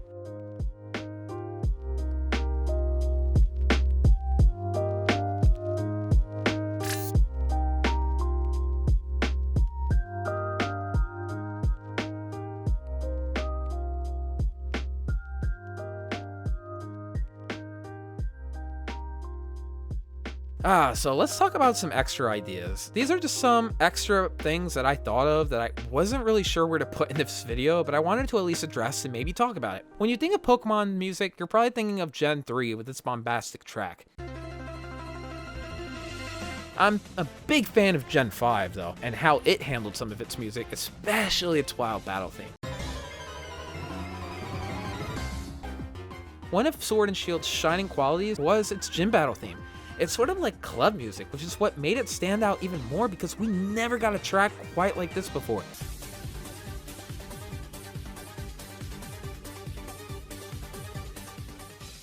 It was entirely new.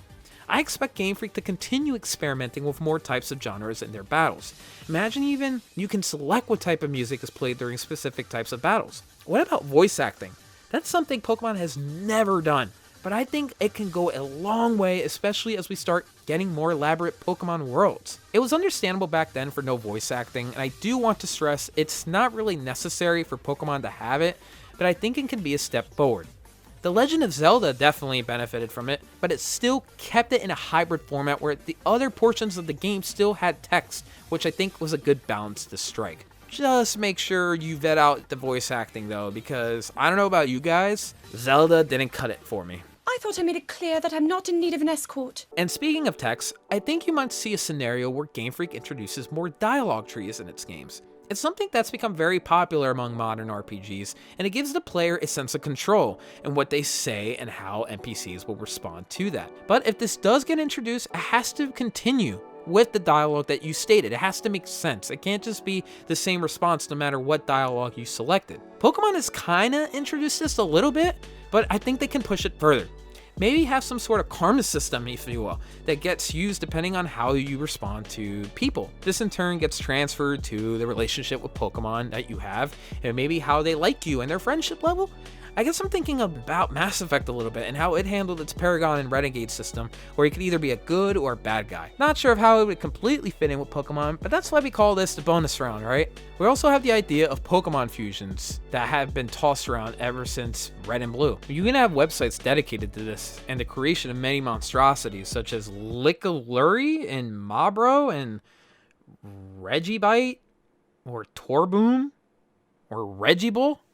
We sort of get this with Black 2 and White 2 with Kyurem, but how could this idea get pushed further? I would expect only certain Pokemon confused with certain others, otherwise we're talking an exponential increase on the amount of designs you would need to make. And how would typings and stats get handled? Would they just combine or would they be averaged out? There's so much potential here, and I can definitely see Game Freak adding a spin on this in some form or fashion. Speaking of typings, why not a new type? Typings such as sound, digital, or alien get thrown around here and there, which are all viable, I think. I personally am all for more typings as long as it's balanced. The thing about fairy types is that it was introduced to counter the overpowered dragons, so these typings need to introduce a solution to a problem. Otherwise they would be added just to be added, which I don't really mind. I guess the more the merrier. But Game Freak may be hesitant to even do something like this because Pokemon, in its nature, is supposed to be easy, and the more typings you add, the more the player would have to keep in mind. Then again, Pokemon moves now tell you if they're super effective or not, so this issue wouldn't be as big of a deal.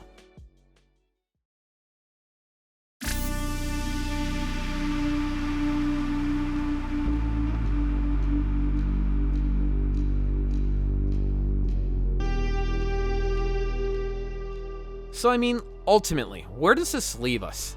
Admittingly, much of this video may have seemed filled with more criticisms than predictions, but it's from these critiques that I see the most potential for growth and actual change. I'm hoping we will see that change, but I do have my reservations at the same time. The Pokemon Company and Nintendo can be quite stubborn. I criticize this franchise because I want to get lost in that Pokemon world again. The same world I remembered when climbing Spear Pillar to fight the Pokemon of time and the Pokemon that created the universe. I want that sense of return of the sense of discovery, like charting into temples at the scale and size of Skyrim or even bigger. I love Pokemon so much, and I see so much potential in this franchise. I see a future where ledges don't block you, there's not a tree in the way, where you can explore almost anywhere and everything is to scale. I refuse to believe Sword and Shield is the best Game Freak and this multi-billion-dollar company can do. I think we finally have the hardware to pull it off too. The Legend of Zelda Breath of the Wild, be it a completely different genre, sort of was able to program a living world into its space, so I know Game Freak can do it. A world where you can experiment and almost break the initial boundaries set before you as a player. A world that refuses to accept its past and continue charting forward. A world that trusts its players to explore and be daring. A world that makes you fail, but invites you to try again and become stronger, more resilient. A world that is alive and ever-changing, where Pokemon are all around you, doing different things. You can interact with them and they all have different behaviors depending on what you do. This is all just one reality though. Pokemon may very well chart the same course it has been on, with minor tweaks and changes for years to come. More UI updates and smaller changes like a better multiplayer with no unnecessary time limits can happen. Maybe something as small as adding specific values to your IVs and EVs to view like I mentioned before. Scaling of Pokemon though, that has to happen, right? If it sounds like I am hating the game, then I'm sorry. I don't know what to tell you. I always go by this mantra. If I love you, I will critique you. And I say everything in this essay out of love for this franchise. I just worry though that this won't be what we get. Sales for Pokemon have been steadily trending upward since Sun and Moon, in large part because of the success of Pokemon Go. I mean, look at this. This is a full-on crowd running because one person shouted they found a rare Pokemon on the other side of the bloody street. This was an actual thing that happened when Pokemon Go came out. People love Pokemon. Pokemon Go has made over $4 billion in its lifetime, and in a sense, breathed new life into Pokemon, bringing back even older players to the scene as they see their childhood pal, Charmander, come back to life, but now on their phone. In X and Y, you were able to select the starter from Gen 1 to join you on your journey. Pokemon, I would say, feels like they're going through a renaissance and a celebration of its past. Even now, we continue to get Gen 1 design reworks in the form of Gigantamaxing and regional variants. 29 out of the 38 new regional variants in the Galar region are all from Gen 1. The 3 original starters, who already have a Mega Evolution in X and Y, also got a Gigantamax form along with a plethora of other Gen 1 Pokemon. Whatever happened to my boy Typhlosion? The thing is, if you keep looking at your past, you end up staying in it, which is what I think we see with Pokemon Sword and Shield to an extent. Sure, you have some new features, but overall, it feels like the past is just still bringing it down in a sense, clawing its way into the main game. This trend can't continue. Pokemon is getting more popular again. It always has been, but with sales going up, there isn't necessarily a huge incentive to change or challenge yourself. Look at a franchise like Call of Duty, for example. It's a juggernaut in gaming with lifetime sales over $18 billion. It's always in the top 5 games sold in any given year, but if you look at the games side by side, they all look exactly the same. Sure, you get tweaks here and there, but the idea and concept remain largely the same. Call of Duty never had its Breath of the Wild, and quite frankly, it may never will. Pokemon technically doesn't need it either, but after getting something as looked down upon as Sword and Shield, then it would truly benefit from something big and changing. Funny enough, Sword and Shield sold very well, due in large part to, again, Pokemon Go and the popularity of the Nintendo Switch. But Game Freak may look at this and just not have that urge to reinvent the series.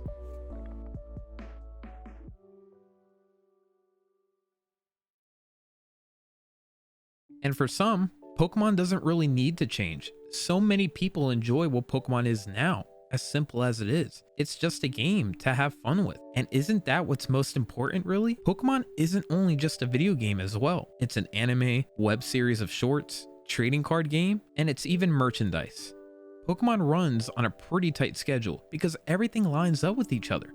Anytime a new generation comes forth, they need to also think about and start producing that in the anime and also the trading cards themselves.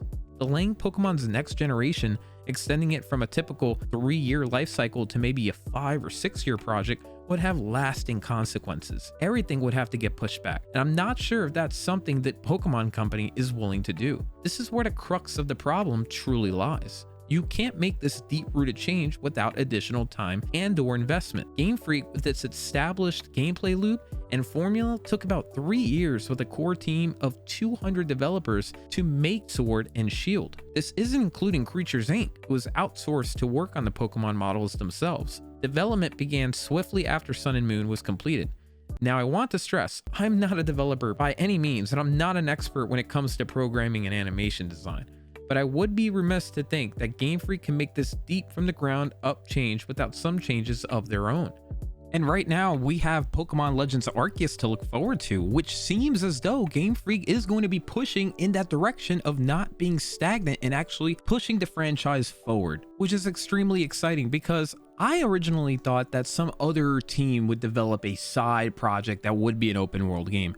This game could still be Game Freak's side project per se, and maybe Gen 9 would go right back to what we already know. Why not have Game Freak have an open world version of Pokemon called Legends, and then the core games always be that same, hey, go down this corridor type of game. Maybe Legends can be a game for an older, more hardcore audience versus the core games, something everyone can can pick up and play. Is that a future that's acceptable? This brings up another thought that I had in my head. There are so many Pokemon games that have come out over the decades. I mean, that 25th anniversary highlight video that showcased all of Pokemon Company's products throughout the last 25 years definitely showed that they have put out so many pieces of content. It's mind-blowing. But at what point do you start thinking it's quantity over quality? A deep-rooted change, a deep open world experience is going to take time. You already have people looking at Pokemon Legends Arceus critiquing it. I mean,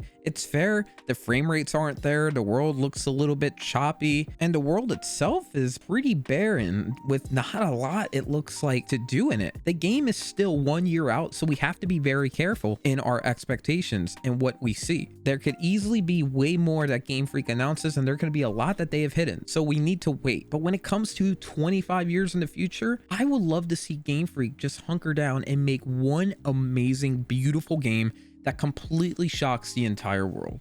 I guess funny enough, Niantic did that with Pokemon Go in a different sense. But can Game Freak do something like this with their own core game? Who knows? Maybe we can get more than one team to jump in to help with the franchise like Genius Seniority did with Pokemon Battle Revolution.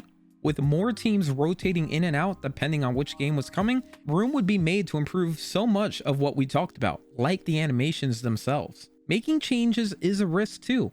Why change things drastically if what you got is working? Monetarily it is, but with more hardcore fans, I don't know. Pokemon has been around for an extremely long time, and it will be here to stay for generations to come, no question.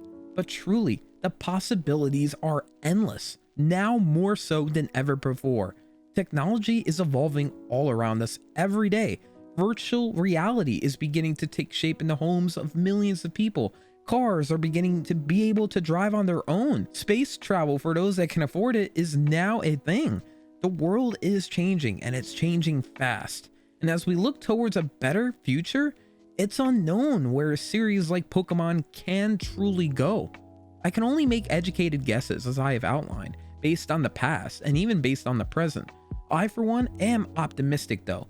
I think Game Freak and Pokemon as a whole can move forward. Pokemon Legends Arceus truly is a new era that we are going to be experiencing with Pokemon, and it could be the catalyst of the biggest renaissance and biggest love for Pokemon ever since Red and Blue. Pokemon Go did something I never thought was possible, and that is to bring Pokemon back to the height of popularity it was in back in the 90s with Red and Blue. There were countless news stories of people running down parking lots, streets, and city parks just to catch that elusive Charmander. Pokemon is truly something special, not just for me, but for millions of people. And all these critiques I saw from Sword and Shield, and even now with the remakes of Diamond and Pearl, and even a bit with Pokemon Legends Arceus, tells me that the reason these games are critiqued so much isn't because people hate Pokemon, but it's because we love it. We see the potential in Pokemon to be something so much even bigger than what it is now. I'm thinking big here. Open world Pokemon game, a virtual reality Pokemon game that we can actually be inside of so we can pet the Pokemon with our hands. A Pokemon game that's on PC where you can continuously update it for decades to come. These are just some of the ideas swirling in my own head, and my opinions might not jive with everyone, but that's okay. We are all part of this zeitgeist that is Pokemon, and it's lasted for over 25 years now. That's the beauty of it. There's so many people from so many different cultures, but we all get united under that Pokemon banner. And to Game Freak's credit, they take many chances. I mean, they've put out so many different Pokemon games thanks to all of its partners, and I think that's part of their strength. We do want quality over quantity, but I guess if you shoot enough baskets, some of them are gonna land, right? And that's what Pokemon Go did. It brought Pokemon forward to the masses again, and it was a great experience. And a whole new generation of fans were created in a single day. And it's this drive to break the mold that keeps Game Freak strong with Pokemon, especially in the shadow of their brand new game coming next year. I will never forget the first time I picked up Pokemon Silver and chose Cyndaquil as my first ever starter. It was a journey that I will never forget. And ever since then, I've been playing Pokemon throughout my life. Pokemon has been with me through so many of my biggest life moments. When I graduated high school, it was there. When I got my first girlfriend. When I got dumped by my first girlfriend. when I bought my first car, when I graduated college, when I moved out on my own for the very first time.